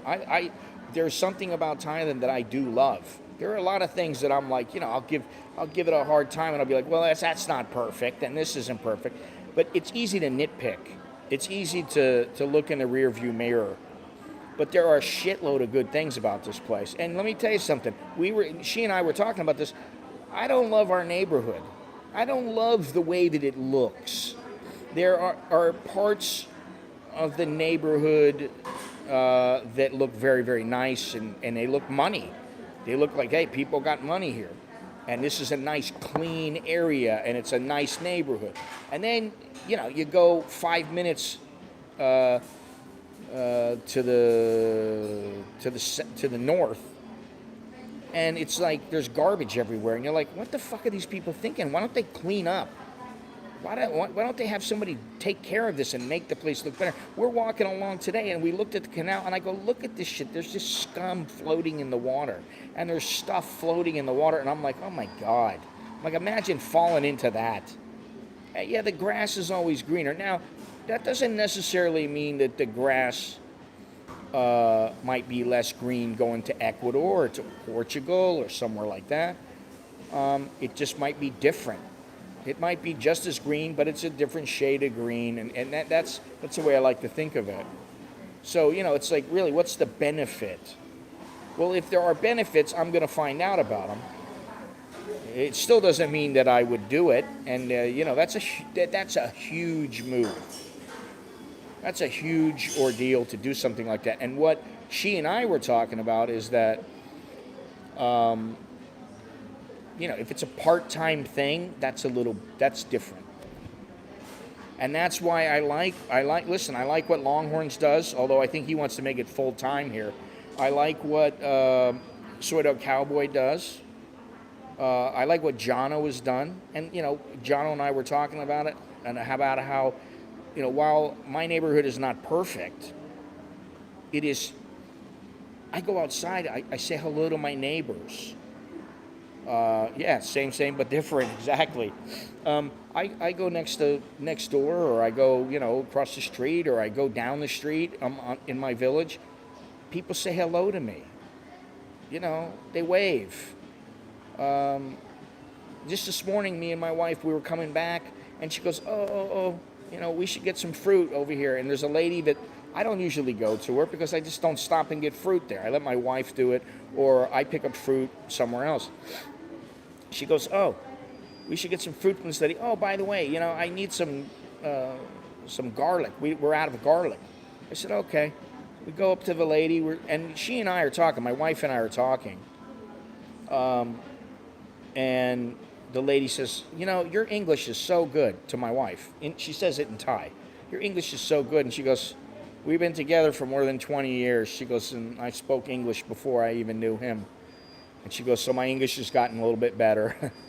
And I was like, oh, wow, that's, she noticed, the lady notices, people pay attention. It's, and sometimes that can be a little bit irritating when they want to know everything about you. But for the most part, they're very well intentioned. So, it's like, part of me is like, you got a good thing. Why go ahead and change it?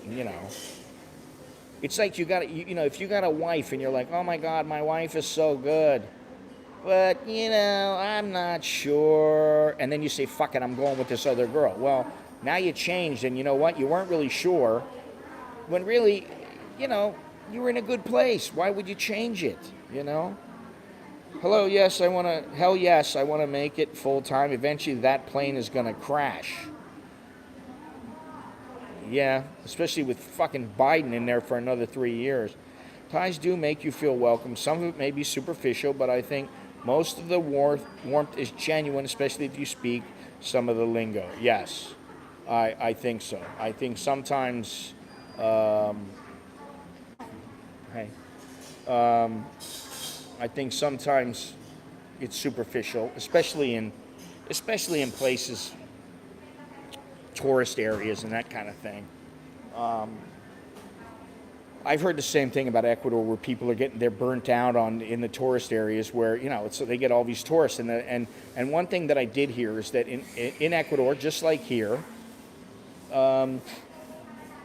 there's a lot of tourists who think that they are better than the Ecuadorians. Just like here, they think they're better than the Thais, and you're not. You're no better. And you're no worse, although you might be worse, I don't know. But for the most part, you're no better than they are. It's like it's their country. You assimilate into their country. You treat people the way that you wish to be treated.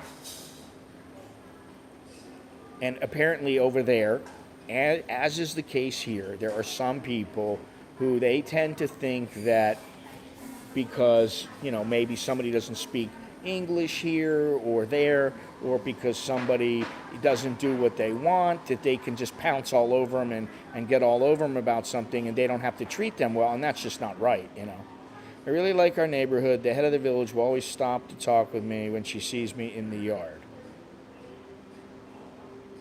Yeah, I mean, and to be honest, I don't always want people stopping to talk to me.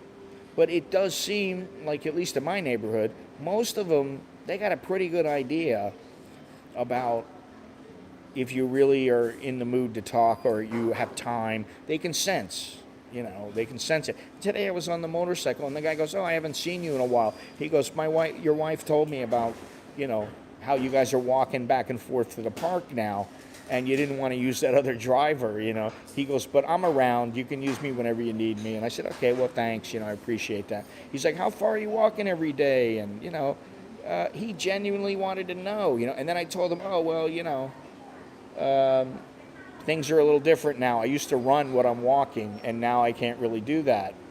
I said, but, this is what I'm doing. And so I do appreciate that about the people here. But I have heard good things, not only in Ecuador, not only in Portugal, where the people, they're genuine. And I think that's what you want. And that's not to say that Americans are disingenuine. I don't really think they are. I think it depends on who you're talking to. If you're talking to some bimbo in Hollywood, and all she cares about is, getting her tits shown on Instagram or in some movie, or, meeting some big actor, well, that's a little different, Anyway, I don't know what that has to do about the new normal fading away, but, the new normal nowadays is chicks want to be on Instagram. And I got to say, I made it a point to say this a long time ago. I'll say it again. I told my kids, I said, if you hook up with some chick and you go, and she's got an Instagram, and you go to her Instagram, and every single picture is of her where she's sitting there going like this, and then she goes, and there's 100 photos of her. Get rid of her. She ain't worth it. I don't care what she looks like. Do your business and move on down the road and tell her, sorry, no thank you.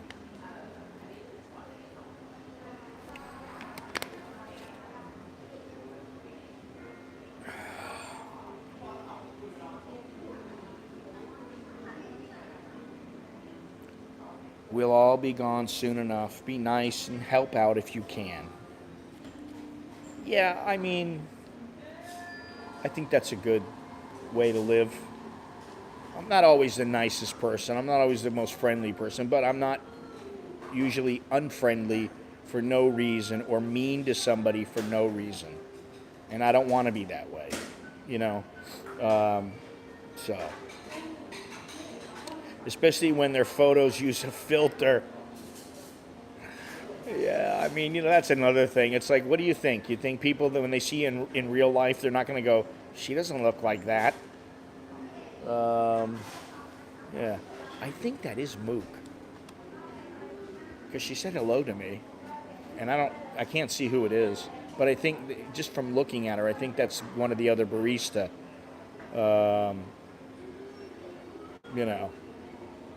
Do your business, go for a white chocolate macchiato at Amazon. Yeah, I've tried to stay away from Amazon. Although when the wife and I, are walking and we decide to stop, we stop at Amazon just because it's there. But she gets an Americano, I get an espresso. I don't go for that. I don't usually go for all that foo-foo shit, Once in a while. If I was drinking some of the drinks they have here in Starbucks, Jesus Christ, it'd be the size of a house, man. I mean, you look at all the Frappuccino shit they have here, and it's crazy. Can't do a roadie without stopping several times at an Amazon. Oof. Yeah, I mean, I try not to do that. I really try to not do that.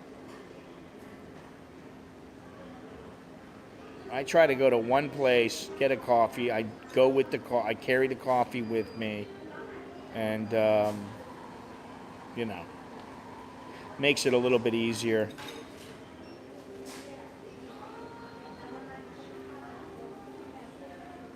Yeah, I know. They never. You know what it is? It's called the bigger, better thing. That's what they're looking for. They're looking for the bigger, better thing. I know one girl in particular who was a nurse who took very good care of me. And I got to know her over the years. I mean, a couple of years. And I never see her with a guy. I never see her with some guy. And she's always traveling, doing things. And I'm like, and she always, anytime I talk to her, she would go, nah, I don't have a boyfriend. I'm single. And you can never believe him. Most of the time, you can't believe him. So I have no clue, but I've never seen her with a man. Now, there's another girl, and now this girl doesn't always take pictures where she's just taking pictures of herself. She takes pictures of her friends, and, where she's gone and stuff. Okay, I can live with that, right? Now, I know somebody who's, got this chick, and the chick is one of the ones who, she turns her head, takes a photo, turns her head another way, takes a photo, turns her head another way, takes a photo. I'm like, God damn it, honey. I mean, what do you think? You think you're the most beautiful creature on the earth. Find some guy who's going to kiss your ass, and then just imagine her after a super spicy Thai dish when she's got the flu, and for some reason she thought that super spicy Thai dish was going to do her good. And she's throwing up, she's got the run, she's got no fucking makeup on, and let's see how good she looks. Let's see if the guy's going to stick around with her, because she's so self-involved. I don't know. I don't understand it. Maybe I'm just an old man and I don't understand the ways of Instagram and social media and all that shit.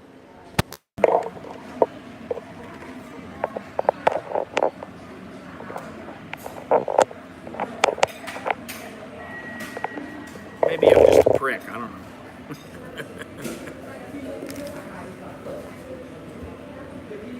But I can tell that, when you look at some of the Instagrams of girls, you can tell right away, that bitch, all she thinks about is herself. The only pictures of her going like this and like this and this. It's like, believe me, once the dude busts his nut, he's going to get sick of you, honey. If that's all you got to offer, dude's going to get sick of you. It's weird how many wife needs to put chi every 30 minutes. That's women.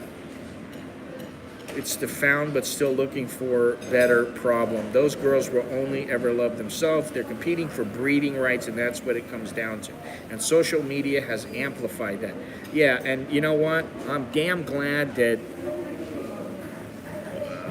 when I met my wife, the social media was nowhere near what it is now. And she's not a big social media person. Neither are my kids. In fact, most of the time, you know, my kids, about the only thing they might do is call their friends. You know, once in a great while, they might put a photo up or something. But, I mean, getting Alex to take pictures is like pulling teeth. I mean, it's like, you know, he goes for a week, and the kid comes back with like 10 photos. I'm like, dude, 10 photos? Is that all you got? I'm like, I would expect you to come back with like 50, 100 photos. Like, show me something good that, you know, encompasses everything. Not just a couple of photos, you know.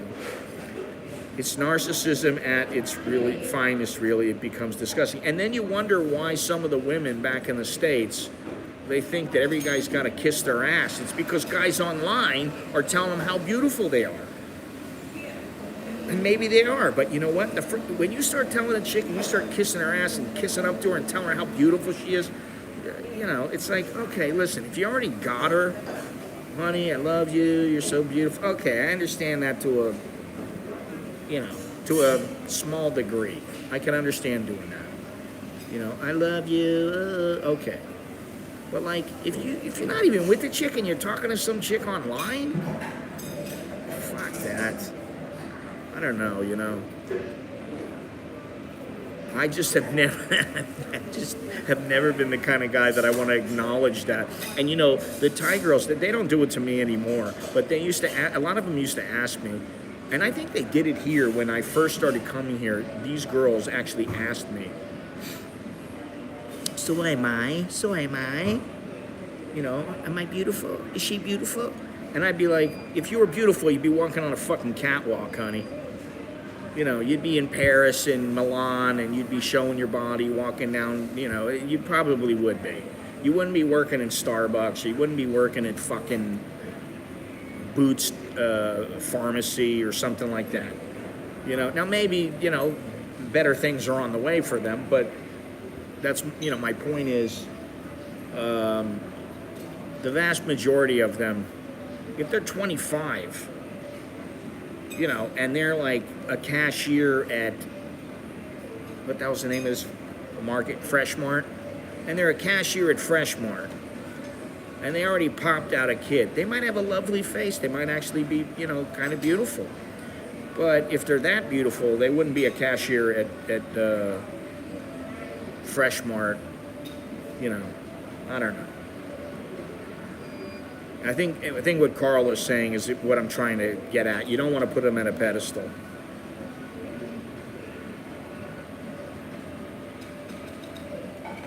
And believe me, my wife doesn't put me on a pedestal. Oh, God.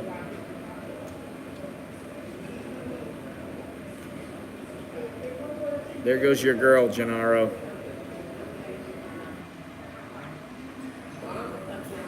Anyway, where are we at for time? We're at 2.5 hours already. I think it's time to do the run and get on out of here.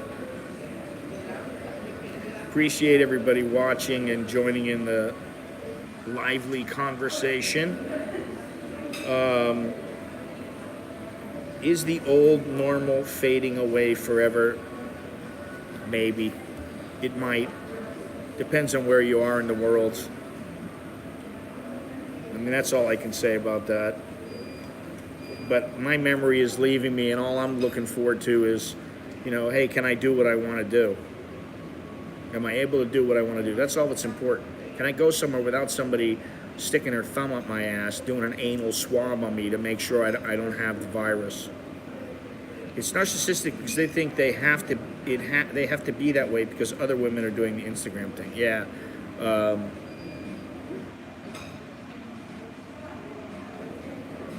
I think if if you're a woman and you become a supermodel when you're young, and then you use something like Instagram for your brand, but you take it all with a grain of salt. I mean, Jesus Christ, I see that even the Kardashians, they respond and they get all pissed off at people, and it's like, you know what? Why don't you just ignore it? I mean, it's easier said than done, I understand, but when you get to that point, it's like, honey, you're making millions. Do you really give a shit if somebody goes, oh, you look fat in that bikini? So? Maybe I'm fat, but you know what? People still like me, and they like looking at my cooter, I will never accept the new normal. I'll put my girl on a pedestal, I guess, but that comes way, way later after there's a real commitment. Yes, exactly. You got to put the time in, Whatever you are doing over and over is your normal. Well, I think the perception of what's happening right now is starting to be that, well, it's not that bad. Let's just go ahead and go with it. And the truth is, really, oh, well, you don't have to wear a mask when you're outside now, just inside. That's not okay. I mean, let's get past this shit. Let's see, I'd like to see, well, what's going to happen? At this point, can't we take a chance? What about all the people they've lost their businesses? They've lost everything that they put into them. And look at I was talking to my wife about this. I go, look at all the bars. Look at all these clubs and discos and look at how many places now they've made next to nothing for the last 2 years. And what do you think? You think they're going to come back and they're going to be gung-ho to get right back to it? Look at here, you got the girl here with the 2 masks on. She's got 2 masks on. She just did her hair, fixed her hat, and put 2 masks on. I don't know why. Not when you're drinking a drink. I don't understand that. To each his own, whatever. Safety, yeah. Anyway, it's a mad world. Dang finally opened back up this weekend.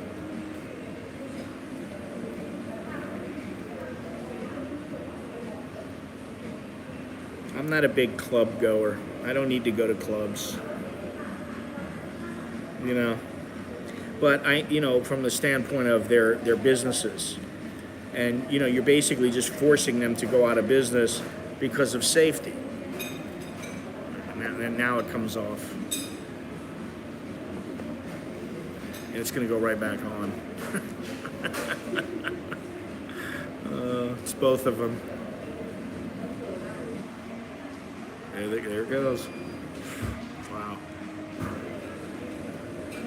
Yeah, I love live music if it's like the Scorpions or some shit like that, some band like that, but or going into the studio. I have to push Alex to go back to the studio, but he's like, man, I just don't have the time now. He's got a lot of things to do, and it's put a crimp on him in many ways, because he really, they are so into school right now that sometimes we'll see them once for breakfast. They go in, they're in there all day, all afternoon. My wife might bring them something for lunch, give them something for lunch or whatever. And then we don't see them again until dinner. And then they're like, oh, I got a meeting after dinner, or I've got homework to do, And so we don't see them nearly as much now. Me? Worry? Hopefully it'll be settled by May, but I've been saying that for years now. Yeah. They do Yingli cover every set. Oh, okay. I don't know. I'm still living back with the Loso and Bird Tong Chai and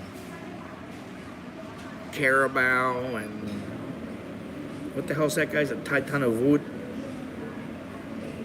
There is some Thai music I like a lot, but I got to be in the mood for it, And it does help if you're out in the Bangkok somewhere, you know.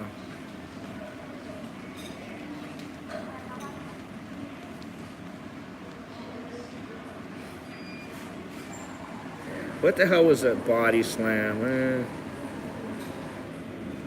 I used to like Palmy. What the hell was, I'm trying to think of that. I can never remember them. Life is about doing non-essential stuff, otherwise not fun. I'm gonna have to think about that. Is that a riddle? Well, life is about making the mundane not so mundane. You know. I saw Palmy a few years ago. Yeah, I'd like to say, well, I don't know. I wouldn't really care now. I did see Carabao, oh God, a long time ago. Even it was before I was married, before I even met my wife. It was probably 25 years ago, 26 years ago. I saw Carabao. I saw him in Isan, out in the field. You know. I saw Slash here. Saw Oasis. Yeah, I'm not a huge fan, you know. I mean, it was just nice to see the guy. He had some stardom, and you know, people know him because of the drink and you know that kind of stuff. But he's old now, you know. I'll tell you what. I hate to tell it, to say it to you guys, but what's her name? By Fern. Pim Chanok. She is everywhere on all the ads. She's on bra posters. She's just like what's her name, La Lisa, who's on toothpaste. They're on credit cards. They're everywhere. I saw Oasis. Shit, it was a long time ago. I don't think Nicholas was even born when I did them. I don't know. I don't remember when it was. Maybe my wife would remember, but her and I went, and we were almost to the front row. There were no seats. It was floor, and we moved forward. We got all the way to the front, and I was like, wow. And they were pretty good, you know. But I saw Slash. He was kick-ass. I was surprised the place wasn't that full. And it was he was really fucking good, man. Slash, if you like guitar, Slash can play, you know. Did I hear By Fern? Yes, you did. You did hear By Fern. There you go, there's Miss Thick.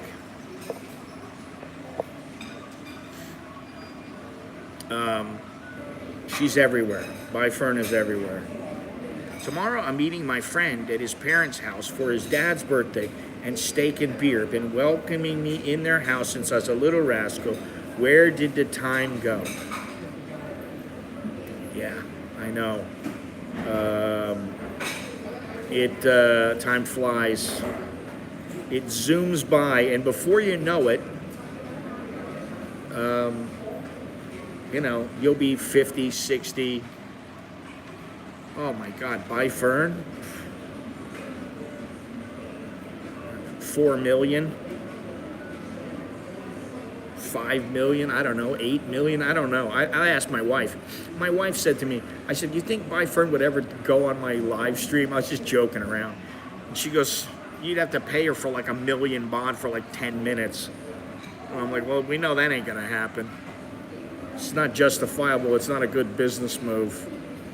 You know, 50 in 5 weeks. Oof. Longhorns, the older you get, the quicker it goes, too. You telling me? I didn't think I was going to live to be 30. And then I hit 30, and I was like, all right, you know. And then I moved here, and I was like, oh, I'm 40. And, you know, my wife was like, what, 26? And she's like, ugh, you're getting old. And I was like, yeah. Then I hit 50. And I remembered when I went, well, she wouldn't accept ours. It'd have to be some superstar. I think she's got a boyfriend.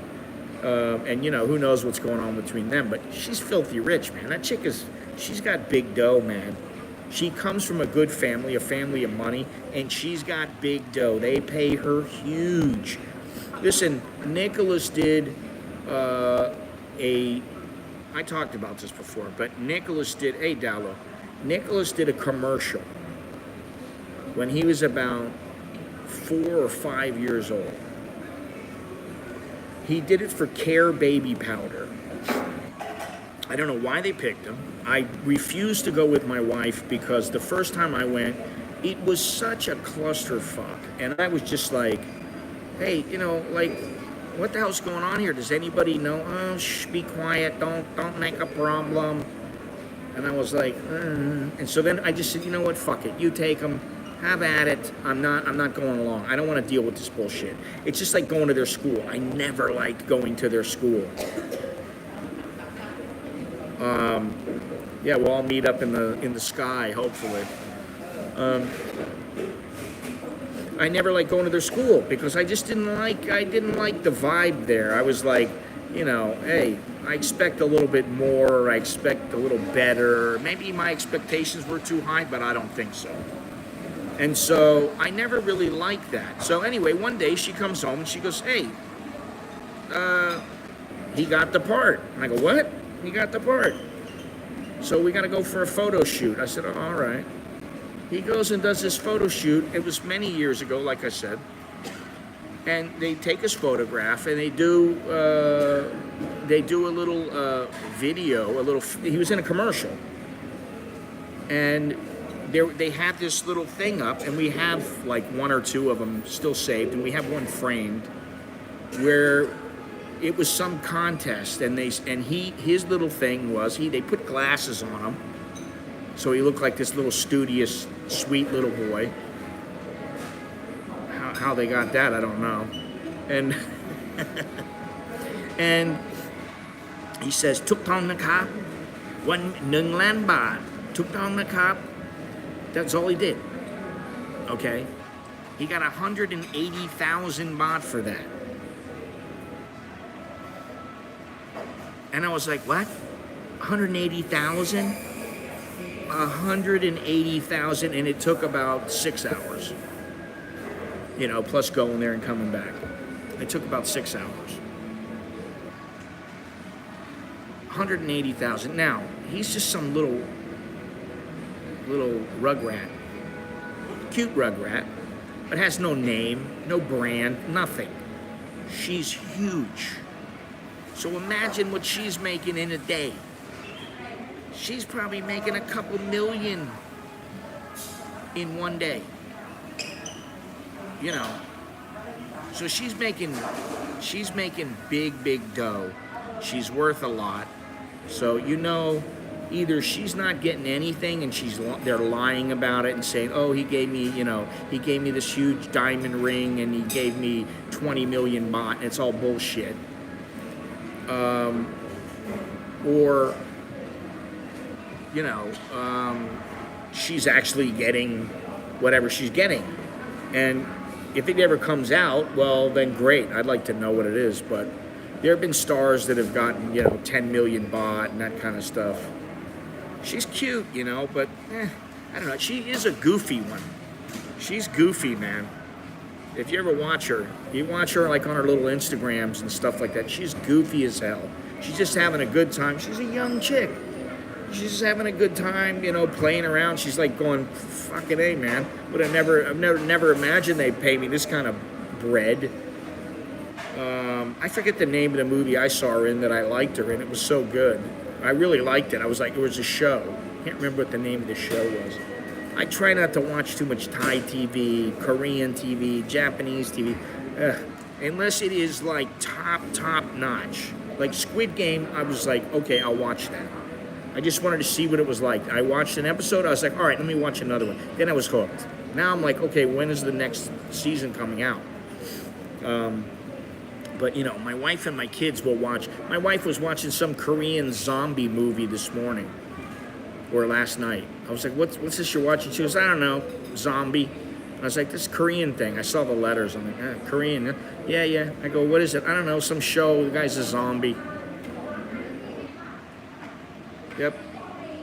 Carl, very true, $1,000 an hour. Bye, Fern is on my bucket list. She does nothing for me, but she's pretty. I wouldn't notice her in passing. You say that, but I would venture a guess that if you saw her standing around a group of women, she probably would stand out just because she kind of shines.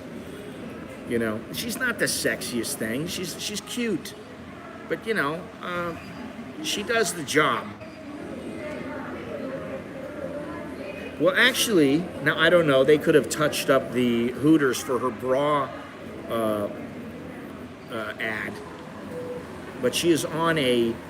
If I can, if it's still up, I will take a photo of it. But she is one of the the people that is wearing the bra. Her and one other girl are wearing the bra, and her bosoms stand out. Now they could have stretched them with Adobe Photoshop or whatever. It's the smile. It was like, listen, when I saw the girl, I don't know if you guys remember, and you know her, I'm sure some of you do. The girl from American Idol. My wife was telling me, we never watch American Idol after the first couple seasons. I go, that's because they changed all the judges. But when I saw that girl, Carrie Underwood, I go, that chick's a star, man. She's going to be a star for sure. Yeah, I know. She's been in a lot of movies and a lot of shows already, and I've seen many of them. I just don't tend to watch most of them. I just can't sit there and watch them. I can't watch their humor, you know. It just doesn't do much for me. But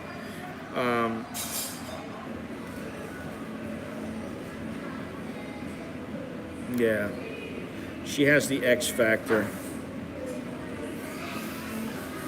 That's what it is. You know, you see some of them and you're like, oh, she's a nice looking, she's cute, yeah, okay. And then you see some and you go, holy shit. She's got that pop, that X factor, she's got it. You know, but she was on the, you know, I forget the name of the bra, I can't remember, but, you know, I saw her and I went, holy shit, I wonder if they manipulated that, you know. Yeah. You say that, but I don't know that that's really, that would really be the truth. Because I think if you saw her in person, I think it would be different. I think she probably carries that into real life. What she's got, it follows her into real life. She's not one of those ones where she's all made up and you see her in real life and you go, you don't look anything like her. There was a girl in the show that I saw, which I can't remember the name of it, a girl that was with her in the show that I watched, where I first saw her. And I was like, she was tall and kind of thin. She kind of looked like a model, but they made her look like this innocent little schoolgirl who they were worried that her friends were worried that she's going to get taken advantage of by this guy who had money and all this shit. And she didn't want to hook up with the guy. And her mother was like, you stay away from the guy. But the guy was pushing himself on her. And he had money, so he'd be like, oh, I'll give you a ride home. And he would give her a ride home in the BMW, he would drop her off, and then people in the neighborhood would go, yeah, she's fucking him, you know she's fucking him. And so her name started to be tarnished in the neighborhood. The mother got all pissed off. Well, I saw that girl in her Instagram. And I thought, oh, she's got such a nice face, she's so sweet. And man, I couldn't even tell that it was her.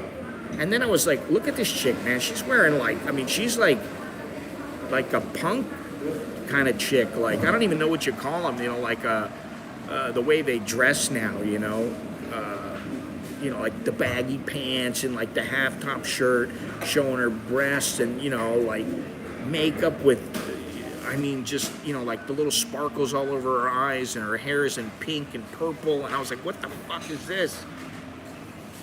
It was foreign to me. CASHAPP. Chinaro. Is that all you ever think of?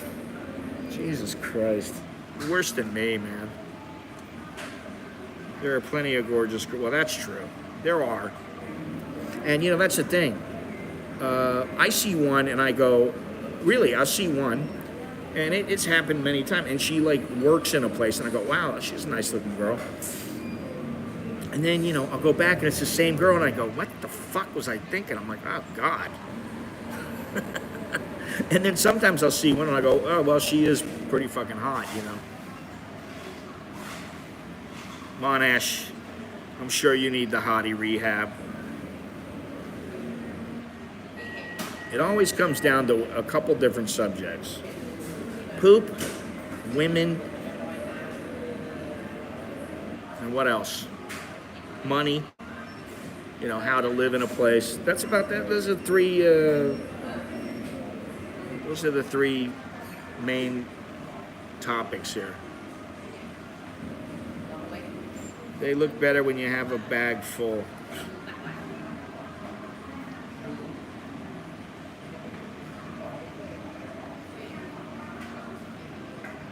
It's the man cave. Anyway, you know, the thing is now, with a lot of them, you don't know what you're getting because they got masks on. Be careful. There's another tip for you. Be very careful what you want, or you might get the, what was it? Was it the Heckle and Jekyll? Which were the ones, was it the bird, was it those birds, or what was it, somebody else? They always used to, or was it Foghorn Leghorn, that there used to be some girl and it would have this really sexy body, and you would be like, oh shit, man, dude's gonna hook up. And hey Steven, how you doing? And it would be like, oh, this dude's gonna get hooked up. And then at the end, you'd be like, okay, you saved her life, we're gonna let you marry her. And then the thing would take off the veil, and it was just hideous. I can't remember the cartoon that was, but you gotta be careful about that. Oh, you noticed that, Gennaro? I noticed that right away. Gennaro, I'll have a little conversation with you after the stream is over, because I think you'd be surprised about a few things. But yeah,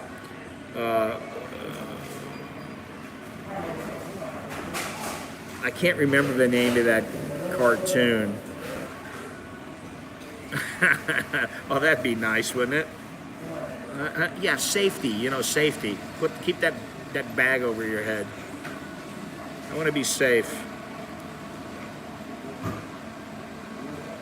I thought you weren't allowed to touch those longhorns.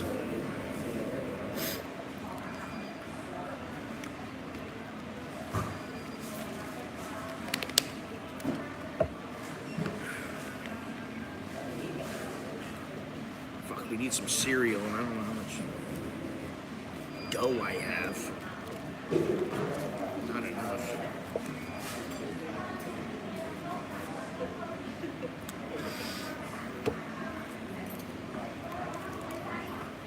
Oh, you didn't touch them? But you could tell which ones were the good ones and which were not, because they all wore veils. How often do they take the veils off in front of you?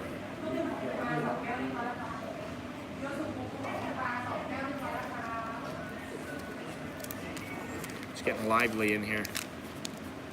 Here we are again, closing in on 3 hours. So much for the 1 hour stream.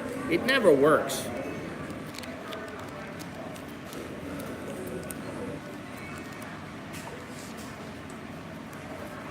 Two-bagger. Oh, honey, you're so beautiful. Don't worry, you don't have to take mask off, because I know you're very beautiful.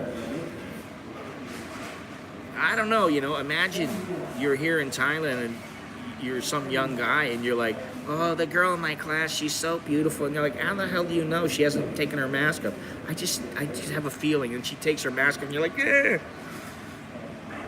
But that's that. I can't remember that cartoon. If anybody remembers it, let me know. Put it in the description, down in the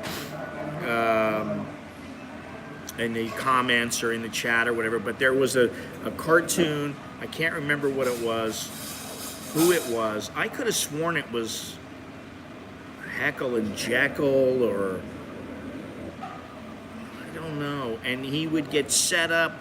No, it couldn't have been Heckle and Jekyll. Maybe it was Foghorn Leghorn. Somebody would get, something would happen, and it'd be like, oh, you get to, this is going to be your wife or whatever. And they'd be like, oh my God, I'm so lucky. Because they look at the girl, and the girl is gorgeous. And then when the girl takes the mask off, it was hideous. You know, it was one of those ones that, you know, it was in like the, what do they call those things when they're out like in the Sahara, and the girl's in the like, you know, the real thin clothes, and she's got the veil on, and the, you know, the little thing on her head, her hair is bouncing up and down. I can't remember what the hell it was, the name of that cartoon. Best scenario for a Western guy is marry a rich Asian girl and be the trophy husband. Good luck with that. You better be, you better have a lot going on to be able to pull that off. I wouldn't touch her without an N95. Never happened. Ha ha ha. Bill and Ben, the flower pot man. Mask rating for hotties. With the mask and without the mask. With the mask, she's at 9.5. Without the mask, she goes down to a 5.5. Hello, I am Bill. Hello, Bill. I am Ben. We are the flower pot men. I'm missing something. I say, hey there, boy. Oh, God. Foghorn Leghorn is so funny. Oh, my God.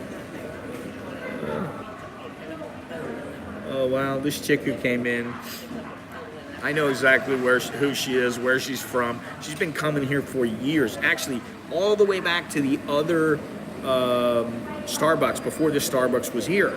I don't remember what used to be here. But this chick used to come in all the time, and she works in like some finance place in the mall. And the only reason I know that's because I've seen her there. Well, that boy dumber than a bag of rocks. Hey, the door next to you is open. Yeah, it opened at 10 o'clock today. I say, listen to me when I'm speaking to you, boy. I say, hey there, boy. I say, listen to me.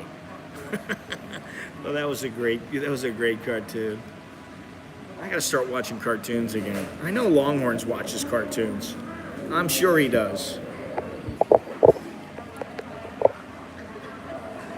You do, right? Let's see, can I get this here?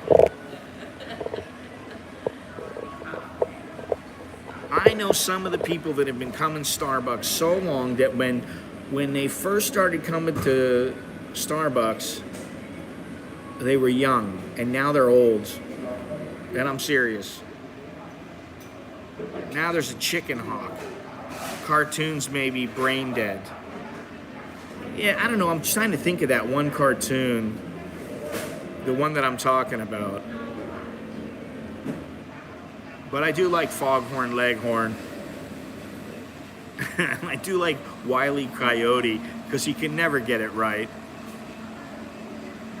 Remember when they used to play? Now I do remember this. This is, you know, old memories.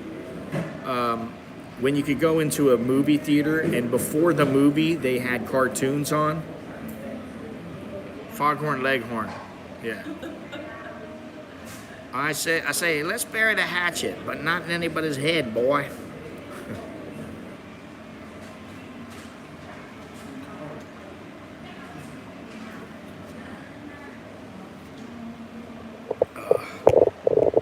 Anyway. Sylvester the cat. Yeah, I like Sylvester. But he's not the one I'm talking about. I'm trying to think of which one it was. You know, back in the day, there were all those... Oh, I have to tell you guys about something. Just give me another second, but I got to tell you about somebody that I see all the time at the park. And all I can say is, suffering succotash, yeah. All I can say is, I asked my wife, I said, how in the hell does this happen with someone? And you know, we go walking pretty regularly now. It's been going on now for about a month, a little bit more. And anyway, let me just put it back here. Anyway, we've been walking for a month now. Now I see almost every day. Every day that I'm there, I see this little guy run by. And I say little, he's probably no more than 50 kilos. So for you Americans, that's about 110 pounds. Just a little wisp of a guy. And he runs by and he's, you know, it's like, you know, he's floating, this guy. He's so light. Now, what makes this guy stand out is not that he, you know, looks strange in his shorts or anything. He's not wearing shorts. He's not wearing the usual. He's not wearing the usual. He's not wearing the usual runner's outfit. Okay. He is wearing a dress. Nobody. Oh. Yeah, I saw that. Well, I think the chick, she's got to be about 35, something like that. I don't know. Like I said, you know, I've watched her come here for at least 10 years. I don't know how long this Starbucks has been here, but even before at the other one, that girl has been coming in. You know, you just get to recognize there's a couple that comes here every single day. They never miss a day. So anyway, this guy, let me get back to this because I got to finish up here. This guy goes running by. He's got a dress on. It's not just a dress. He's wearing a Minnie Mouse schoolgirl outfit complete with the ears. And the guy goes running every day. And every day he wears the same outfit. And I'm asking my wife, I'm going, how does that happen where a guy goes out wearing a Minnie Mouse schoolgirl outfit? When did it become okay? Can you imagine him in the Old West? In, say, you know, like Dodge City. He comes strolling in with his guns on, and he's got his Minnie Mouse clothing, Minnie Mouse outfit, and his ears. I mean, really, he wears the ears. He's got, and the little fucking guy just goes running by. And my wife goes, well, I think he's got a YouTube channel. And I go, so you wear a YouTube channel, you have a YouTube channel, and you wear the Minnie Mouse outfit so that you are recognized more easily. I'm like, I told her, maybe I need to do that. Is that what I need to do? I gotta wear the Minnie Mouse outfit? I mean, how does it get to that? I mean, you know, to each his own. You wear what you want to wear. You want to wear a tutu, you wear a tutu. You do whatever you want to do. You know. But it's Minnie Mouse's, it is a Minnie Mouse outfit. And if it's not always, yeah, thank you, Steve. It's not only that he wears a Minnie Mouse schoolgirl outfit, it's sometimes just a little Minnie Mouse dress. I'm more like a foghorn leghorn. I'll say it all. Hey, bitch. What the hell you think you're doing there parking your car in front of my house? Is that the new normal? Oh, God. It's going to take a hell of a lot more than that for me to wear something like that. Jesus Christ. I'm going to have to go out and buy all these little outfits so I can put them on. And people, you know, will still, they'll want to... I don't know. I think it's, like my wife goes, listen, I think he just does it because when he goes out somewhere, people recognize him. And they're like, oh, yeah, that's the YouTube guy. I want to watch that guy.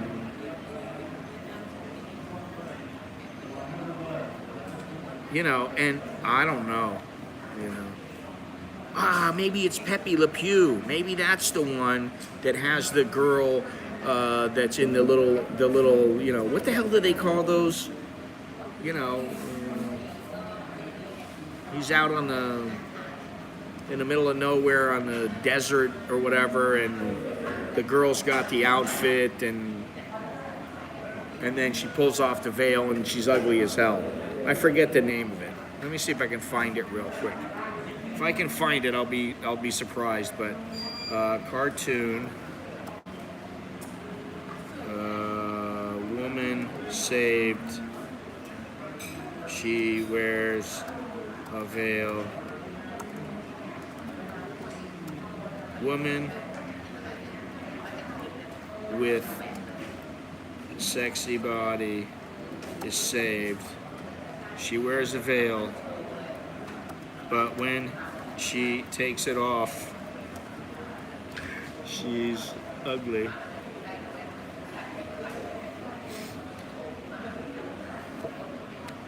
It doesn't show it. I can't, it didn't work. Cartoon. Let's use the word lady. And wearing. Yeah, I can't find it. I'll have to look for it. Cartoon lady with sexy body and veil. She's ugly.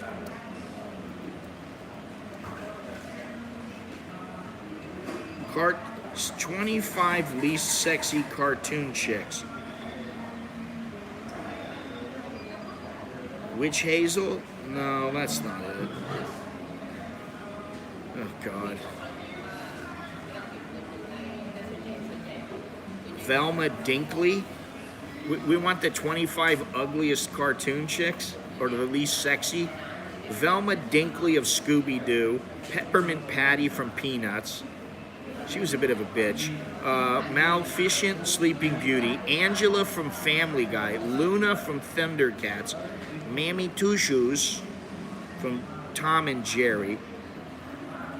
Yazima from Emperor's New Grove. Loretta Brown from The Family Guy. Sheila Bravlowski, South Park. Cruella de Vil, 101 Dalmatians. Helga from Hey Arnold. Mrs. McCormick, South Park. Meg Griffin, Family Guy. Darla from, wasn't she from Scooby-Doo or something? I don't know. Ugly Stepsisters, Cinderella. Patty and Selma, The Simpsons. Edna Mode, The Incredibles. Olive Oil. Popeye. Lunch Lady Doris from The Simpsons. Ooh, she's nasty. Ursula, The Little Mermaid. Veronica Crabtree, South Park. The entire female cast of The Oblongs. Never heard of them. East Kai, Dragon Ball Z. Gorgeous Jilly, DC Comics. The Witch of Waste. Howl's Moving Castle. So they don't have the one that I'm talking about, unfortunately. Anyway, enough is enough. I can't find it. What are you going to do? It was Pepe Le Pew. It might have been Pepe Le Pew, yeah. Pepe Le Pew got canceled. Why? Because he was overly French? I do declare. I said, is that the one? I do declare. I said, I do declare. What's it all about, boy? Elucidate. I said, hey, boy. Bugs Bunny was often a gross dresser and with a veil. That's right. He did, oh, that's the wrong one. That's Porky Pig. I can't get him on straight. Jesus Christ. All right, so from now on, we'll exchange poo for cartoons. We won't talk about poo anymore. We'll talk about cartoons. Anyway, thank you very much for joining me. We're over 3 hours now. That's like way too long. I appreciate everybody joining me here. Oh, that's right, the cat with Elmer. Elmer Fudd. What a freaking character he was. I used to have like all the Mighty Mouse cartoons. I don't know what happened to them. I think they were on the one disc. I had this huge disc that crashed. And I had all the Mighty Mouse, you know, here he comes to save the day. I had those cartoons, and I had all the Flintstones. And every once in a while I watch the Flintstones, and they're pretty funny. They're still pretty funny, you know? Anyway, thank you for joining me. I appreciate that. Do leave a thumbs up if you'd be so kind. It's time to say goodbye. M-I-C-K-E-Y M-O-U-S-E. Now it's time to say goodbye to all our family. Take care, Steve.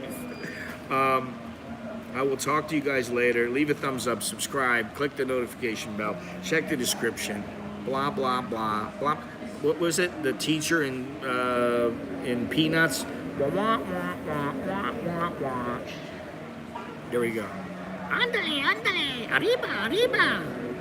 I remember that one, Speedy Gonzales. I think Speedy got canceled. I know the one. What was the one cartoon with the? Oh, Sambo's got canceled a long time ago. There used to be Sambos in my neighborhood, and they're gone now. Anyway, amazing what amazing. Anyway, Choke D, Jerkan Mai, and all that good stuff, and I will talk to you guys later. All right, take care, and see you soon.